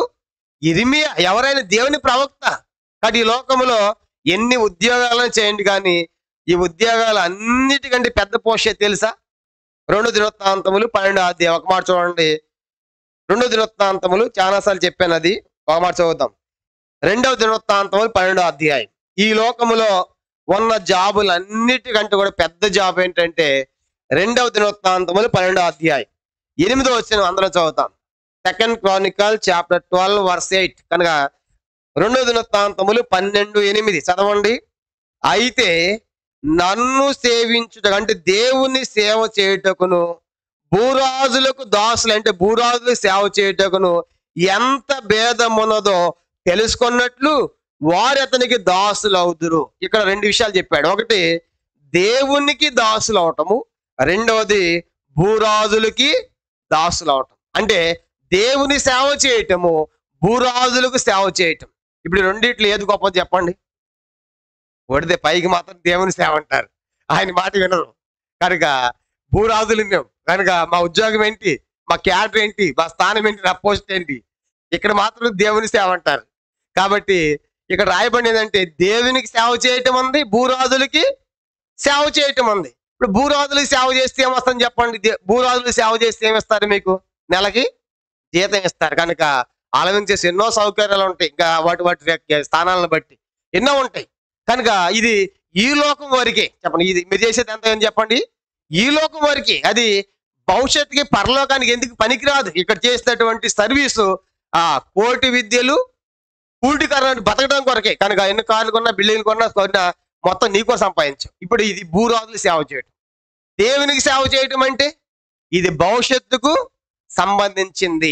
చూసారా? కాబట్టి అంటే మీరు చేయటం తప్పని నేను అంటలేదు, ఉద్యోగాలు మానేమని నేను చెప్పటంలా. ఇక్కడ అర్థం చేసుకోవాల్సిన విషయం ఏంటంటే భూరాజులకు సేవ చేసే దానికంటే దేవునికి సేవ చేసేది ఎంతో గొప్ప ధన్యత. అందుకే ఎంతో మంది భక్తులు వారు కలిగినటువంటి పెద్ద పెద్ద ఉద్యోగాలు కనుక రిజైన్ చేశారు. భక్సంగాలు కూడా ఆ దినాల్లోనే 2 డిగ్రీలు చదివారు కనుక 2 చేశాడు ఆయన. కనుక అవి చేసి విడిచిపెట్టి వచ్చాడు. తర్వాత ఫిలిప్ అంకుల్ ఏంటి, జీటీ అంకుల్ ఏంటి, ఇలాగ ఎంతో మంది భక్తులు మనము చూస్తాం. కనుక ఎంతో గొప్ప ఉద్యోగాలు వాళ్ళకు ఉన్నాయి, ఎంతో గొప్ప చదువు వాళ్ళకు ఉంది ఆ దినాల్లోనే. కానీ వాళ్ళు ఎంచుకున్నారంటే భూరాజులకు సేవ చేసేదానికంటే చెప్పండి ఎవరికి సేవ చేయాలి? మేము దేవునికి సేవ చేయాలి. ఇదిలో చాలా మంది బయలుదేరారు. కనుక ఉద్యోగాలు చేసి అంత రిటైర్డ్ అయిపోయిన తర్వాత సంచేసి మేము కూడా సేవకు వస్తాం. ఇప్పుడు వీళ్ళు ఎక్కువైపోయారు ఎబ్రోన్లో. కనుక ఎక్కువైపోయారు, వాళ్ళకి ట్రైనింగ్ ఉండదు, పాడు ఉండదు. కనుక సంఘాలన్నిటికీ గొడవలు కారణమైపోతున్నారు. కారణం ఏంటంటే నీ వయసు అంతా కూడా అక్కడ పిండేశారు నిన్ను. కనుక ఎక్కడ ఆ భూరాజులు సేవ చేసిన దాంట్లో ఆ గవర్నమెంట్ లో మొత్తం పిండేశారు. ఆ పనికిరావు ఫోన్ వదిలేశారు. పళ్ళూడిపోయి, కళ్ళూడిపోయి, కన్నొత్తి ఊడిపోయి ఇప్పుడు ఏమవుతాయి? ఇప్పుడు నేను సేవ చేస్తా అంటే ఇప్పుడు నువ్వు సేవ చేయాలి, నీకే వేరే వాళ్ళు సేవ చేయాలి, అంకులు అనుకుంటా. కాబట్టి తలంపు ఏంటంటే ఇక్కడ అర్థం చేసుకోవాల్సిన విషయం ఏంటంటే దేవునికి సేవ చేయటం ఉంది, భూరాజులకి. అంటే ఇప్పుడు ఈ వ్యాధి నేను చెప్తున్నానంటే ఇప్పుడు ఏది గొప్ప చెప్పండి? రెండిట్లో ఏది గొప్పది? దేవుని సేవ కదా. అది పరలోకానికి ఆత్మలు తీసుకెళ్తాం, అక్కడ నిత్యత్మలో బహుమానం ఉంటది, యుగయుగాలు ఉంటాం, అది ఎల్లప్పుడు ఉండేటువంటి. కనుక అది ఎంతో గొప్పది. అంటే ఇప్పుడు తలంపు ఏంటంటే ఇప్పుడు ఇర్మియా మాట ఎందుకు వినాలి చెప్పండి? నువ్వు ఈ లోకానికే రాజువి. కానీ ఇర్మియా ఎవరంటే దేవుడు చెప్పిన మాటలు చెబుతున్న ప్రవక్త. అంటే నీకంటే ఆయన చాలా గొప్పవాడు, కనుక నీకంటే చాలా యోగ్యుడు ఆయన. కాబట్టి నువ్వు రాజు కావచ్చు కానీ ఆయన ఒక ప్రవక్త. నిజంగా ప్రవక్త అంటే చాలా కష్టం అండి. యాజకుని పని వేరే, యాజకుని పని అంటే చాలా ఈజీగా చేయొచ్చు, కానీ ప్రవక్త పని చేయడం చాలా కష్టం. యాజకుని పని ఏంటి చెప్పండి? మందిరంలో కూర్చుంటాడు, అన్ని తెస్తా ఉంటారు. కనుక ఆ నైవేద్యాలు, ధూపదీపాలు, బళ్ళని అర్పించాలి. కనుక ఈయనకి వస్తూ ఉంటాయి. కనుక మంచిగా వాళ్ళ పక్షాన ధూపం వేసి పంపించేయచ్చు. ఇది ఎవరి పని? యాజకుని పని. మందిరంలో చేస్తూ ఉంటాడు అన్ని కూడా, ఏ ప్రాబ్లం లేదు. కనుక అన్ని కూడా దశమ భాగాలను తేవాలి, కానుకలు వస్తూ ఉంటాయి, కానీ బళ్ళని తెస్తూ ఉంటారు కదా. అవన్నీ ఎవరికి వస్తాయి? యాజకునికి వస్తాయి. ధూపం వేసి పంపిస్తారు. చాలా ఈజీ అనమాట యాజకులు అవటం. కానీ అంటే ఈజీ అంటే అది కూడా యాజక వంశాన్ని కోరుకుని అందరూ చేయకూడదు, దేవుడు నియమించిన వారు. అంటే అది అంత కష్టమైందేం కాదు యాజకు. ఇప్పుడు ప్రవక్త పని అని చెప్పడా? ప్రవక్త పని అంటే ఇర్మియా సిద్కియాకి వెళ్ళి మాట చెప్పు అంటాడు. ఏ మాట? వ్యతిరేకమైన మాట. ఇప్పుడు వ్యతిరేకమైన మాట చేసి ఊరుకుంటాడా రాజు? కనుక మనం చూసే ఎంతమంది ప్రవక్తలను చంపలేదు వాళ్ళు. ఎందుకు చంపారు ప్రవక్తల్ని? మాకు వ్యతిరేకంగా ప్రవచిస్తావా, మాకు వ్యతిరేకంగా బోధిస్తావా, మా దేశంలో ఉంటా, మా ఉప్పు తింటా, మాకు వ్యతిరేకంగా ఉంటాం అని చెప్పేసి ప్రవక్తలు చేసి చెప్పండి చంపారు. కానీ ఆ ప్రవక్తలు వాళ్ళ మాటలు చెప్పారా? దేవుని మాటలు. అంటే ప్రవక్త పని చాలా కష్టమైంది. అందుకే ఇర్మియాలో మనం చూస్తాం, ఇర్మియా గ్రంథం అంటాడు కదా, ప్రవక్త బొమ్మంటే ఏమంటే నేను బాలుడను అని అంటే నేను బాలుడను కానీ నేను పోలేను అంటాడు. కానీ దేవుడు ఏమంటాడు చెప్పండి? నువ్వు గర్భంలో ఉన్నప్పుడు నేను నియమించాను, ప్రవక్త ఉండాలని నువ్వు వెళ్ళాల్సిందే. కానీ మోషేవాడు ప్రవక్త. మోషేవాడు ఏమంటాడు చెప్పండి? మోషే వెళ్ళమంటే ఉన్నాడు, నేను నత్తివాడును. అంటే కష్టం అన్నమాట. ప్రవక్త పని అంటే అంత ఈజీ కాదు. దేవుడు చెప్పిన మాటలను డైరెక్ట్గా చెప్పాలి, భయపడకుండా చెప్పాలి, ప్రాణాలు తెగించని చెప్పాలి. కాబట్టి అందుకే ఏలే కూడా నిలబడతాడు ఆహాబు ముందు. ఈ సంవత్సరంలో మంచైన వర్షమైనా ప్రకటించదంటే ఏలు ఏం చేయబడి ఆయన్ని చంపబోలే కనుక. అంటే ప్రవక్తలకి ఎంతో కష్టం, దేవుడు చెప్పింది ఖచ్చితంగా చెప్పాలి. కాబట్టి అంటే ఆ ప్రజలకు అది వ్యతిరేకంగా ఉంటది, కానీ దేవుడు చెప్పింది ఇది ప్రవక్త చెప్పాలి. కాబట్టి అంటే ఈ ప్రవక్త పని ఎంతో కష్టమైంది. కాబట్టి అంటే ఇక్కడ నువ్వు రాజు కంటే కూడా ప్రవక్త చాలా గొప్పవాడు. కారణం ఏంటంటే అతడు దేవుని మాట వింటున్నాడు. దేవుడు నియమించిన ప్రవక్త, దేవుని ప్రతినిధి ఆయన. కానీ ఇప్పుడు ఎందుకు ఇతరులు 2 లక్షణం ఏంటంటే చెప్పండి, ఇతడు ప్రవక్త మాట ఏం లేదంటే అర్థం ఏంటంటే నేను రాజును కదా అనేటువంటి అహం తనలో ఉంది. కాబట్టి అతడు ఇరిమియా ప్రవక్త ఇరిమియా మాటలు వేయడం లేదు. మూడోది చూడండి, 2 దినవృత్తాంతాలు 36 అధ్యాయం. 2 దినవృత్తాంతాలు 36 అధ్యాయము 12వ వచనం. 36 2 దినవృత్తాంతాలు 36:12.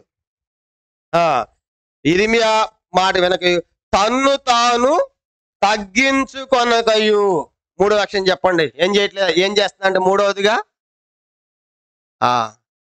తను తాను తగ్గించుకోవడం లేదు. అంటే అర్థం ఏంటి? తగ్గించుకోవడం లేదు అంటే అర్థం ఏంటి? తగ్గించుకోవట్లేదంటే ఆపోజిట్ ఏంటి? హెచ్చించుకుంటున్నాడు. యేసు ఏం చెప్పాడు? తను తాను తగ్గించుకొని వాడు హెచ్చించుకొని వాడు హెచ్చించుకుంటాడంటే ఏమవుతాడు? తగ్గించబడతాడు. అంటే ఇప్పుడు 3 లక్ష్యం ఏంటంటే తను తాను తగ్గించుకోవడంలా. నేనంటే ఏంటి? రాజుని, యోధా రాజుని. కాబట్టి తనలో ఉన్నటువంటి ఒక విధమైనటువంటి హెచ్చింపు. కనుక హెచ్చింపు అంటే ఒక విధంగా గర్వం. చెప్పండి, ఏంటంట? గర్వం. హెచ్చించుకోవటం ఏంటంటే గర్వం. ఇప్పుడు నా గురించి నేను గొప్పగా చెప్పుకున్నాను అనుకోండి, బయటకు వెళ్ళిపోయిన తర్వాత ఎంత గర్విష్ట అని అనుకుంటారు. నా గురించి నేను గొప్పగా చెప్పుకోవడం. నా గురించి ఎవరు చెప్పాలి చెప్పండి గొప్పగా? మీలాంటి వాళ్ళు విన్న వాళ్ళని చెప్పాలి అన్న ఎంత గొప్పవాడని. మీ గురించి ఎవరు చెప్పాలి చెప్పండి గొప్పవాళ్ళని? మీరు చెప్పుకోకూడదు. మీ గురించి మీ పక్క వాళ్ళు తెలిసిన వాళ్ళు మేము చెప్పాలి ఎంత గొప్పవాళ్ళు. మన డబ్బా మనం కొట్టుకున్నాం అనుకోండి, అదేమైంది? గర్వం, హెచ్చించుకోవడం అంటారు. కాబట్టి ఇప్పుడు ఇతరులను 3వ సంగతి ఏంటంటే తను తాను తగ్గించుకోవడం లేదు. రాజైని మొదలుకొని చూడండి, చెడు నడితే నడుస్తా ఉన్నాడు. ఇరిమియా వచ్చి చెప్తా ఉంటే ఇరిమియా మాటలు వినడం లేదు. 3వ వచ్చేసి తను తాను తగ్గించుకోవడం లేదంటే హెచ్చించుకుంటున్నాడు. హెచ్చించుకుంటే ఏమైంది? సామెతలు 16:18 రాయబడింది, నాశనమునకు ముందు గర్వమునకు ముందు నాశనం. కాబట్టి ఆ గర్వం ఏం చేస్తుందంటే నాశనాన్ని తీసుకొని పోతా ఉంది. కాబట్టి ఇప్పుడు అతడు తగ్గించుకోవడం లేదు. కాబట్టి మనకేమర్థమవుతుందంటే అతనిలో తగ్గింపు లేదు. కానీ దేవుని యొక్క వాక్యం కొన్ని సంగతులు మనం చూసినప్పుడు నిజంగా పొరపాట్లు ఉంటాయి, కానీ దేవుని సన్నిధి రాగానే మనం వెంటనే తగ్గించుకోవాలి. మనం తగ్గించుకున్న దేవుడు ఎంత మంచివాడంటే, ఎంత ప్రేమ గలవాడంటే, నువ్వు తగ్గించుకుంటే ఆయన కోపంతో అణుచుకుంటాడు. కొన్ని సందర్భాలు చూపిస్తాను. 2వ దినవృత్తాంతాలు 7:14 మనకు బాగా తెలుసు. 2 దినవృత్తాంతాలు 7:14 ఏమని చెప్పండి? నా పేరు పెట్టబడిన నా జను తమ్మును తాము చదవండి. 2 దినవృత్తాంతములు 7:14 చూడండి. దేవుడు మనం తగ్గించుకుంటే దేవుడు ఎంత గొప్పవాడంటే, ఎంత ప్రేమ గలవాడంటే వెంటనే ఆయన క్షమించేస్తాడంట. మనల్ని బట్టి దేశాన్ని కూడా బాగు చేస్తాడంట తగ్గించుకుంటే. 2 దినవృత్తాంతములు 7:14 నా పేరు పెట్టబడిన నా జనులు తమ్మును తాము తగ్గించుకొని ప్రార్థన చేసి నన్ను వెతకి తమ చెడు మార్గములు విడిచిన ఎడల ఆకాశమును నేను వారి ప్రార్థనను విని వారి పాపమును క్షమించి వారి దేశమును స్వస్థపరుచుదును. చూసారా, నా పేరు పెట్టి నేను తగ్గించుకున్నారంటే ప్రార్థన చేస్తే, చెడు మార్గం విడిచిపెడితే నేను ప్రార్థన దేశాన్ని స్వస్థపరుస్తా. ఎంత అద్భుతమైన వాగ్దానం. కానీ ఇప్పుడు దేవుడు స్వస్థపరచాలంటే ఎవరిలో ఉండాలి తగ్గింపు? మొట్టమొదటి దేవుని ప్రజల్లో ఉండాలి. మనలో తగ్గింపుని బట్టి, ప్రార్థన బట్టి, చెడు మార్గం విడిచిన దాన్ని బట్టి దేవుడు దేశాన్ని బాగు చేస్తాడు. 2వ దినవృత్తాంతాలు 12వ అధ్యాయము చూడండి, ఇక్కడ హెచ్చించుకున్నారు. దేవుని యొక్క ఉగ్రత వాళ్ళ మీదకి వచ్చింది. 2వ దినవృత్తాంతాలు 12వ అధ్యాయం 6-7 వచనాలు చూడండి. ఉగ్రతను వెంటనే తగ్గించుకున్నారు. ఆ ఉగ్రత రాగానే 2వ దినవృత్తాంతములు 12వ అధ్యాయం 6-7 వచనాలు. 2వ దినవృత్తాంతాలు 12వ అధ్యాయము 6-7 వచనాలు. అప్పుడు ఇశ్రాయేలు అధిపతులు రాజును తమ్మును తాము తగ్గించుకొని యెహోవాను ఆశ్రయని ఒప్పుకొనిరి. 7 వారు తమ్మును తాము తగ్గించుకొనుట యెహోవా చూచెను గనుక యెహోవాకు క్షమయాకు ప్రత్యక్షమై ఇలాగున సెలవిచ్చెను, తమ్మును తాము తగ్గించుకొని కనుక నేను వారిని నాశనము చేయను. దేవుడు అంటున్నాడు తగ్గించుకుంటే ఏం చేయడంటే వాళ్ళని నాశనం చేయాలనుకున్నాడు. వెంటనే వాళ్ళు తగ్గించుకున్నారు. దేవుడు ఆ నాశనం తప్పించాడు. 12వ వచనం అదే అధ్యాయం కింద 12. అతడు తను తాను తగ్గించుకున్నందున యెహోవా అతని బొత్తిగా నిర్మూలము చేయక యోధ వారు కొంత మటుకు మంచన మనసును చూచి తన కోపం అతని మీద నుండి తిప్పుకొనేను. కోపాన్ని తిప్పుకున్నాడు. తగ్గించుకుంటా ఉంటే దేశాన్ని వస్తుపరుస్తాడు. తగ్గించుకుంటా ఉంటే ఉగ్రతను తప్పిస్తాడు. తగ్గించుకుంటా ఉంటే కోపాన్ని మానుకుంటాడు దేవుడు. ఇంకా రెండో దినవృత్తాంతాలు 32వ అధ్యాయం. రెండో దినవృత్తాంతాలు హిజ్కియా కూడా గర్వించగానే వెంటనే దేవుని యొక్క కోపం రాగానే వెంటనే తగ్గించుకున్నాడంట. రెండో దినవృత్తాంతాలు 32వ అధ్యాయం 26వ వచనం. రెండో దినవృత్తాంతములు 32వ అధ్యాయము 26వ వచనం. రెండో దినవృత్తాంతాలు 32:26. హిజ్కియా హృదయ గర్వం విడిచి తానును యెరూషలేము కాపురస్తులను తమ్మును తాము తగ్గించుకొనిరు గనుక హిజ్కియా దినములు యెహోవా కోపం జనుల మీదకి గర్వించాడు. వెంటనే కోపం రాగానే తగ్గించుకున్నాడు. కాబట్టి ఇప్పుడు ఈ 33 అదే 12 వచ్చిన కూడా ఇదే 33:12 కూడా చూడండి. 33:12. అతడు అంటే మనష్షే అతడు శ్రమలో ఉన్నప్పుడు తన దేవుని యెహోవాను బతిమాలుకొని తన పితరుల దేవుని సన్నిధిని తను తాను బహుగా తగ్గించుకున్నందున ఆయన మొరవిని మరలా అతను రాజును తీసుకొచ్చాడు. కాబట్టి ఈ లేఖనాలు ఏమర్థమవుతాయంటే తగ్గించుకుంటే వెంటనే దేవుడు ఏం చెప్పండి వాళ్ళని తగ్గించుకుంటే కోపాన్ని మానుకున్నాడు. తగ్గించే ఉగ్రతను తప్పించాడు. తగ్గించుకుంటే ఆ కోపాన్ని మానుకోవడమే కానీ మళ్ళీ వాళ్ళ స్థానం వాళ్ళకి ఇచ్చాడు. కాబట్టి మనము దేవుని సన్నిధిలో మన పొరపాట్లు వెంటనే మనం ఏం చేయాలి చెప్పండి? తగ్గించుకోవాలి. అందుకే ఇద్దరు ప్రార్థన చేశారు. వారిలో ఒకడు సొంకర్ యేసురయ్య ఉన్నాడు. అతని కంటే అతడు నీతిమంతుడిగా కారణం ఏంటంటే తాను బహుగా తగ్గించుకున్నాడు. ఆకాశం కన్నులెత్తగా ధైర్యం చాలలేదు. రొమ్ము కట్టుకున్నాడు. దేవ పాపానికి ఆకేశాడు. తగ్గించుకున్నాడు కాబట్టి నీతిమంతుడు అయిపోయాడు. కాబట్టి ఇతనిలో ఉన్న 3 లక్షణం ఏంటంటే ఏదో తగ్గించుకోలేదు. మొదటిది ఏం చెప్పండి? చెడు నడత. రెండోది ఏం చెప్పండి? ప్రవక్త ఇదివే మాట వినడం లేదు అంటే నేనే రాజునని చెప్పేసి గర్వం. మూడోది ఏం చెప్పండి? తగ్గించుకోలేదు. 4 చూడండి. 2 దినవృత్తాంతాలు 36వ అధ్యాయం 36వ అధ్యాయము 36వ అధ్యాయము 13వ వచనం. 13వ వచనం. మరియు దేవుని నామమును బట్టి తన చేత ప్రమాణము చేయించిన నెబుకద్నెజరు రాజు మీద అతడు తిరుగుబాటు చేసెను. చెప్పండి. ఇతనిలో 4 లక్షణం ఏంటని చెప్పండి? ఎలాంటి వాడంట? తిరుగుబాటుదారుడు. తిరుగుబాటు అంటే అతనికి అసలు ఏమని ప్రమాణం చేసావు నువ్వు? అసలు నెబుకద్నెజరుకి ఏమని ప్రమాణం చేసావు? నేను దాసుడిని, నువ్వు చెప్పిన మాట అదే కదా నువ్వు చేసిన ప్రమాణం. ఇప్పుడు ఏమైపోయిందంట? నెబుకద్నెజరు రాజు మీదకి తిరుగుబాటుతున్నాడు. తిరుగుబాటు చేసాడు. ఎప్పుడు కీడు చేసేవాడు. సామెతలు 17 సామెత ఎక్కి చేయబెట్టుకుని మళ్ళీ వస్తాము. సామెతలు కీడు చేసేవాడంట. తిరుగుబాటు చేసేవాడు ఎప్పుడు కూడా కీడే చేస్తాడు. సామెతలు 17 చూడండి. ఒక మాట మనం చూస్తాము. 11వ వచనం. సామెతలు 17:11. సామెతలు 17:11. తిరుగుబాటు చేయవాడు కీడు చేయటకే కోరును. కింద 13. మేలుకు ప్రతిగా కీడు చేయవాని ఏంటంటే కీడు తొలగిపోదు. కాబట్టి నువ్వు మేలు పొంది ఆ వ్యక్తి ద్వారా అతనికి నువ్వు కీడు చేస్తున్నావంటే నీ ఇంట్లో ఎప్పుడు కీడు ఉంటది. ఎందుకంటే మేలు పొంది కీడు చేస్తున్నావు కదా. కాబట్టి నీ కుటుంబంలో ఎప్పుడు కీడు ఉంటది. కాబట్టి ఇప్పుడు నెబుకద్నెజరు ద్వారా రాజు అయ్యి రాజుకి వ్యతిరేకంగా ఏం చేస్తున్నాడు? తిరుగుబాటు చేస్తున్నాడు. రాజు ద్వారా మేలు పొందాడు. ఆయనకి నేను రాజుకి పెట్టింది. అతని మీద తిరుగుబాటు చేయటం అంటే నీ ఇంట్లో కీడు ఉంటది. కాబట్టి ఇతనిలో ఉన్న 4 లక్షణం ఏంటంటే చెప్పండి. ఇతడు ఎలాంటి వాడు అంటే చెప్పండి? తిరుగుబాటు చేసేవాడు. కనుక తిరుగుబాటు చేసేవాడు. కాబట్టి అందుకే ఇతనే కాదు మానవులందరూ అంతే. మనం అంతా అలాంటి వాళ్ళమే. అందుకే యెషయా 1వ అధ్యాయం దేవుడు అంటాడు కదా, ఆకాశమా ఆలకించు, భూమి చెవికు, నేను పిల్లల్ని పెంచి గొప్పవానిగా చేశాను, అయితే వారు నా మీద తిరుగుబడి ఉన్నారు. ఎద్దు తన కామందు ఎరుగును, గాడి తన సొంత వాని దొడి తెలుసుకుని నాపై తెలివి లేదు. పాపిష్టి జనము, దుష్సంతానము, చెరుపు చేయి పిల్లలు, అరికాలు మొదలుకొని నడినెత్తి వరకు వ్యాధి కలిగి ఉన్నారు. ఎక్కడ చూస్తే పచ్చి పుండ్లు, పిండబడలేదు, కట్టబడలేదు, తైలముతో మెత్తన చేయబడలేదు. ఇది మన అందరి స్థితి. అంటే మనం అంతా ఎట్లాంటి వాళ్ళం అంటే సిద్కియా లాంటి వాళ్ళమే. ఎలాంటి వాళ్ళని చెప్పండి? సిద్కియా లాంటి వాళ్ళమే. మనలో తిరుగుబాటు ఉంది కనుక ఈ సిద్కియా కాదు. కనుక మన గురించి చెప్తుంది దేవుడే. పిల్లల్ని పెంచాను, గొప్పవారికి చేశాను, నీకు భార్యను ఇచ్చాడు, పిల్లలు ఇచ్చాడు, ఉద్యోగం ఇచ్చాడు, వ్యాపారం ఇచ్చాడు, ఒక స్థానం తీసుకొచ్చాడు. ఈరోజు దేవునికి ఎట్లా ఉన్నావు అంటే మనం చూసామంటే మనం దేవుని మీద ఎన్నిసార్లు తిరిగిపడ్డాం. మనమే కాదు, ఇశ్రాయేలు ప్రజలు కూడా వాళ్ళ గురించి చెప్పాడు. కీర్తన 78 అంటాడు, వారు నా మీద ఎన్నో మార్లు చదవని. కీర్తన 78 ఒకసారి కాదంట. ఇశ్రాయేలు ప్రజల గురించి మాట్లాడుతూ కీర్తన 78, కీర్తన 78 చూడండి, 40 వచనం. ఎన్నో మార్లు అంటే ఒకసారి కాదు, 40 వచనం. కీర్తన 78, 40. 78వ కీర్తన 40 వచనం చదవండి. అరణ్యమున వారు ఆయన మీద ఎన్ని మారులో తిరగబడిరి. ఎన్ని మార్లు అంటే అర్థం ఏంటి? ఎన్నో మార్లు, లెక్కలేని సార్లు, కానీ ఒకసారి కాదు. కనుక మాటి తిరగబడి దేవుని మీద.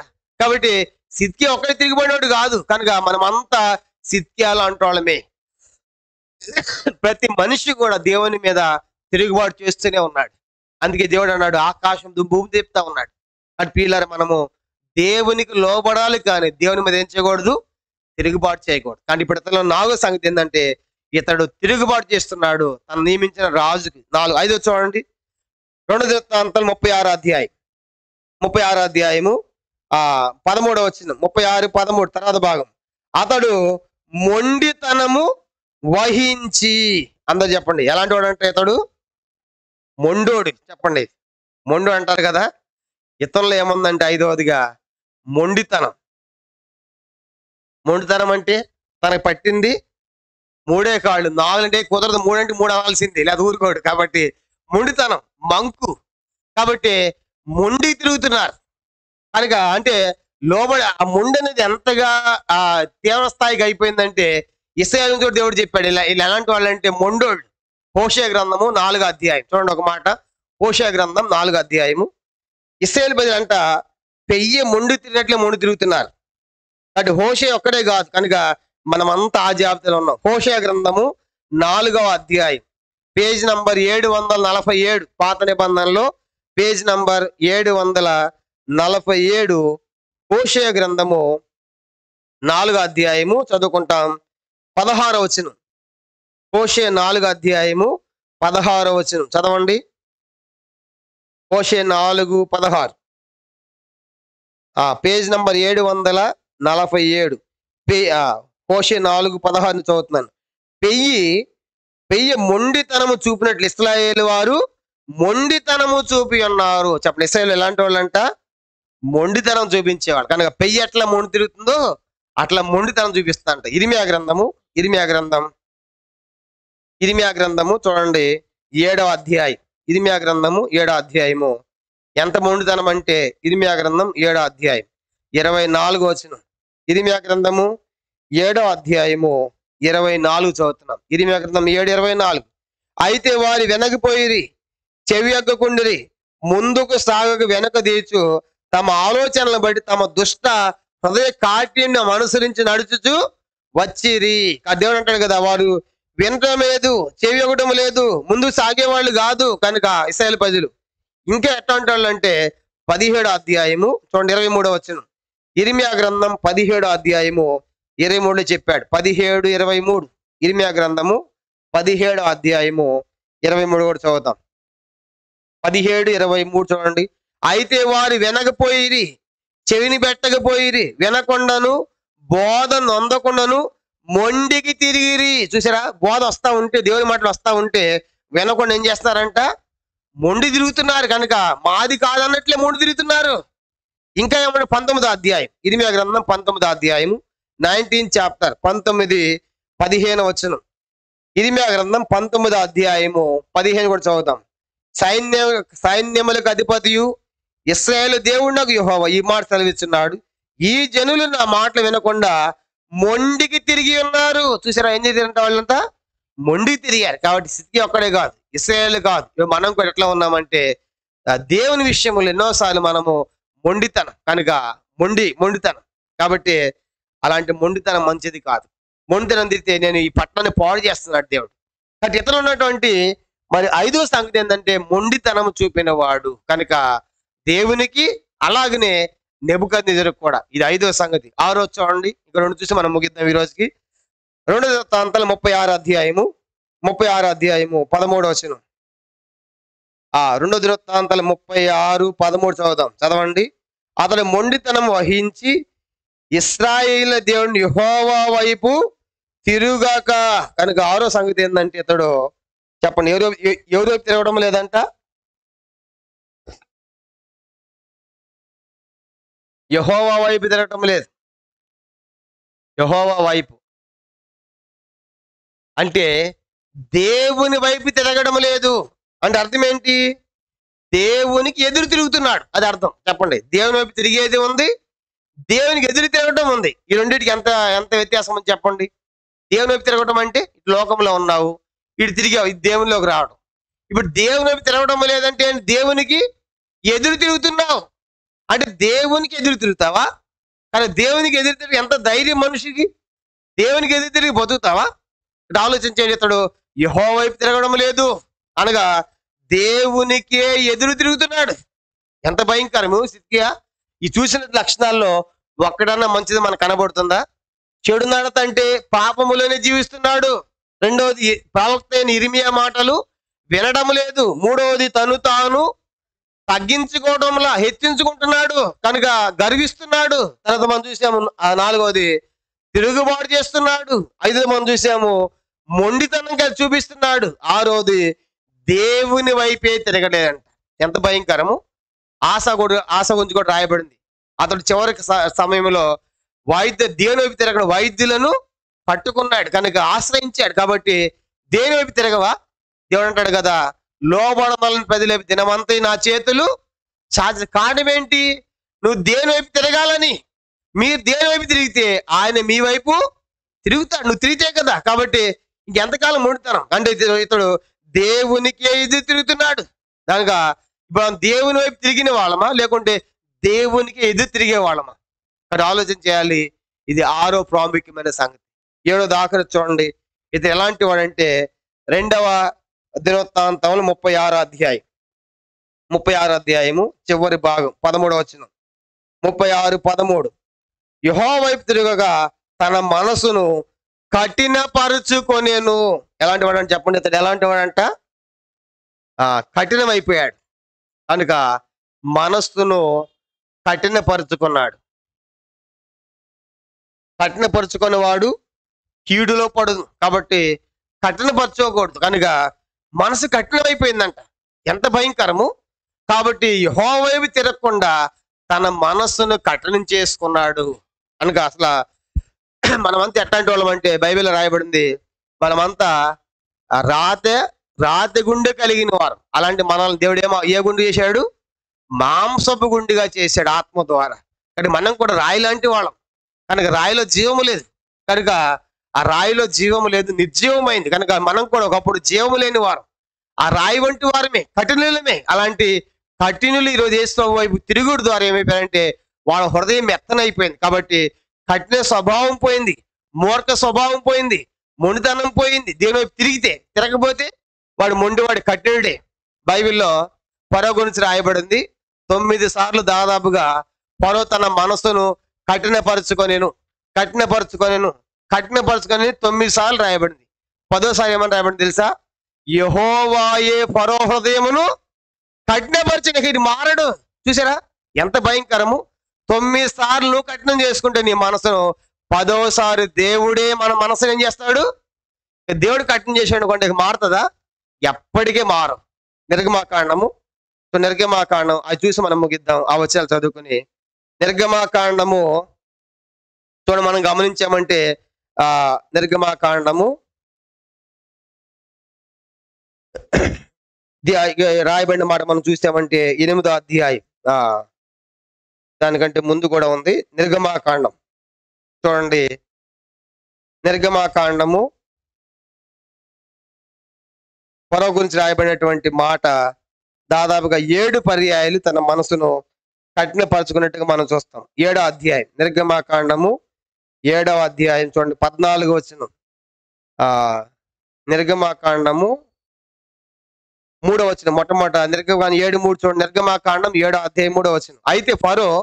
అయితే నేను ఫరో హృదయమును కఠినపరిచి ఐగుప్తు దేశంలో నా సూచక్రియలు నా మహత్కార్యములు విస్తరింప చేసేదను. ఇప్పుడు కింద మనం చూద్దాం. దేవుడు చెప్పాడు ఫరో హృదయం మారదు, మీరు పుణ్యం దేవుడు చెప్పాడు. ఇప్పుడు చూడండి 13వ వచనం.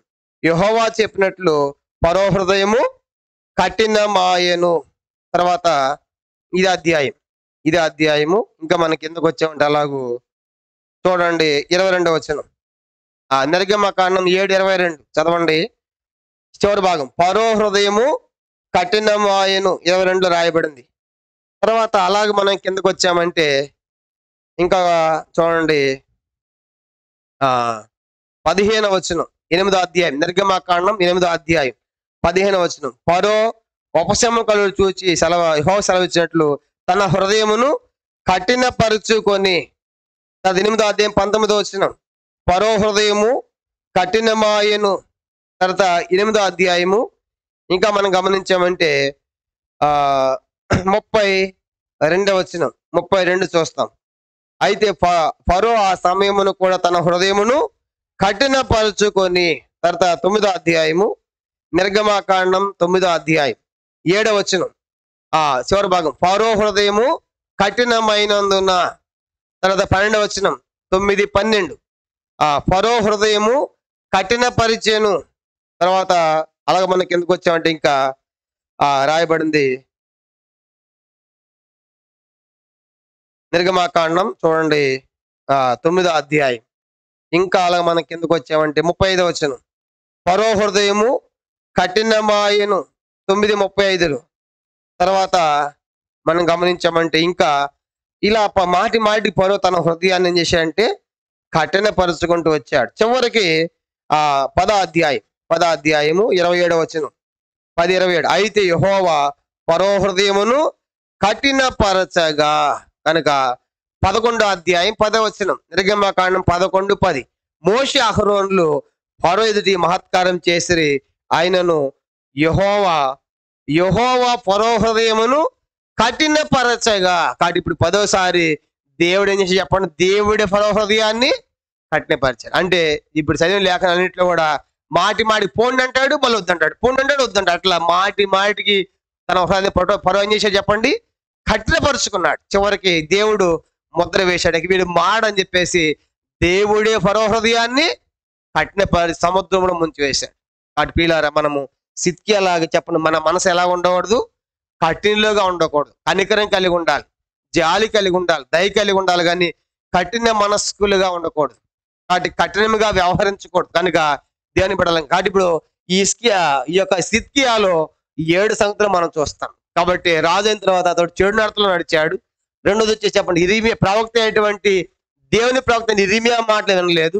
మూడో తను తాను తగ్గించుకోలేదంటే తను తాను హెచ్చించుకుంటూ వచ్చాడు. తర్వాత 4వది తిరుగుబాటు చేశాడు. నిబంధన తిరుగుబాటు చేశాడు, దేవుడు కూడా తిరుగుబాటు చేస్తున్నాడు. తర్వాత 5వదిగా మొండితనములో జీవించాడు. 6వ మనం చూసాము, దేవుని వైపు తిరగడం లేదు, కానీ అంటే దేవునికి ఎదురు తిరుగుతున్నాడు. చివరికి ఏంటంటే తన మనసును కఠినపరుచుకున్నాడు. ఇలాగూ తన రాజరికము జరుగుతూ ఉంది. నెక్స్ట్ భవిష్యత్తులో ఏమైందో వచ్చే వారం మనం చూస్తాం. ప్రార్థన మోకరించండి. సమయమైపోయింది. కాబట్టి ఇలాంటి జీవితంలో ఉన్నటువంటి తనకి ఏం సంభవించిందో, ఏం జరిగిందనే సంగతులు దీన్ని కంటిన్యూషన్ వచ్చే వారం మనం చూస్తాం. ప్రార్థన.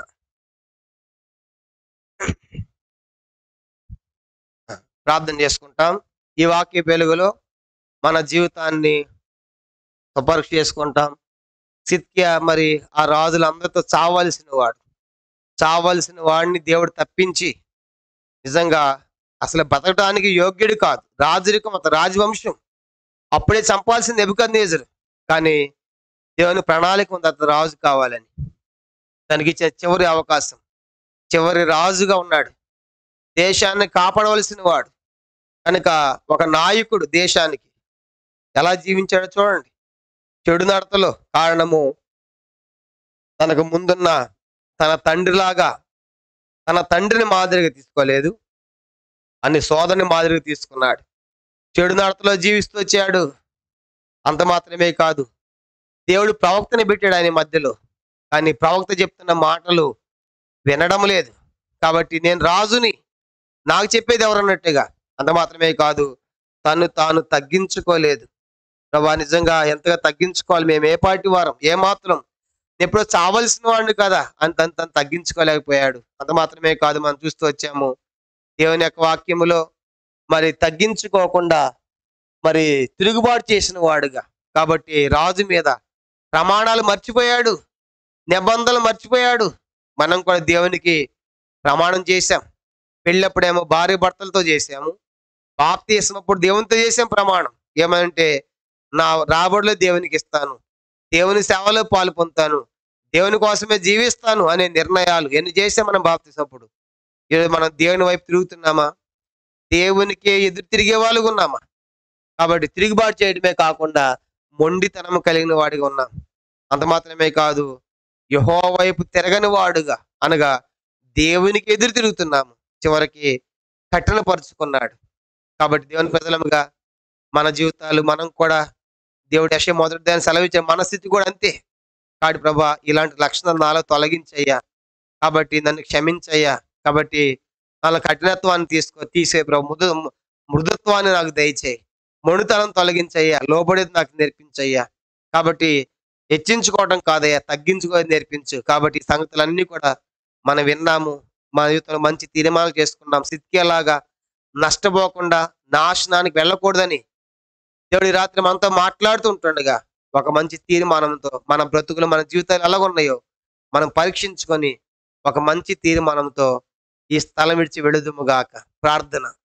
పరలోకమందున్న మా తండ్రి, పరిశుద్ధ దేవ, మీ స్తోత్రాలు. ఈ దినము ప్రభా, యోధా రాజుల్లో చివరి రాజు, ఆఖరి రాజు సిద్కియా. నిజంగా తనకు బ్రతకడానికి అవకాశం లేదు తండ్రి. ఎప్పుడో చావలసిన వాడు, దాడెప్పుడే, కానీ మీరే తప్పించారు. మీ ప్రేమ ఎంత గొప్పది తండ్రి. అతని రాజరికంలో కూర్చోబెట్టారు. కానీ ఎంతగా కృతజ్ఞత కలిగి ఉండాలి, ఎంతగా మిమ్మల్ని సేవించాలి. తన తండ్రి ఎంత గొప్ప మంచి రాజు యోషియా, అలాంటి వాడిని కడుపున పుట్టి ఎంత దుర్మార్గంగా యెహోయాకీము తన అన్నలాగా ఎలా జీవించి ఎలా నష్టపోతూ వస్తున్నాడో, ఎలాంటి చెడ్డ లక్షణాలు కలిగిన వాడుగా ఉన్నాడో నీ వాక్యం మేము చూడగలం తండ్రి. మా పాప స్థితి కూడా, మా స్వభావం కూడా అంతే ఒప్పుకుంటున్నామయ్యా. మమ్మల్ని దయతో క్షమించండి, అవన్నీ మాలో తొలగించండి.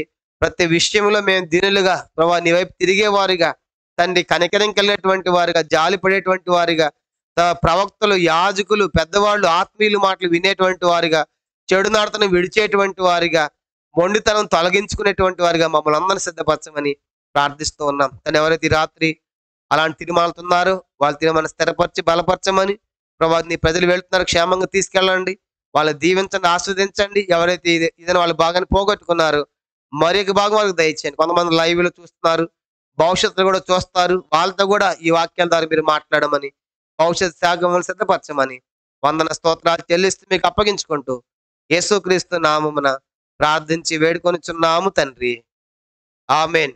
మన తండ్రి అయిన దేవుని ప్రేమయు, కుమారుడైన యేసుక్రీస్తు వారి కృపయు, పరిశుద్ధాత్మకు అన్యోన్య సహవాసము చేర్చిన మనకును, తను ప్రేమించు వారికి, సకల పరిశుద్ధులకును ఇప్పుడు ఎల్లప్పుడూ సదాకాలము తోడై ఉండును గాక.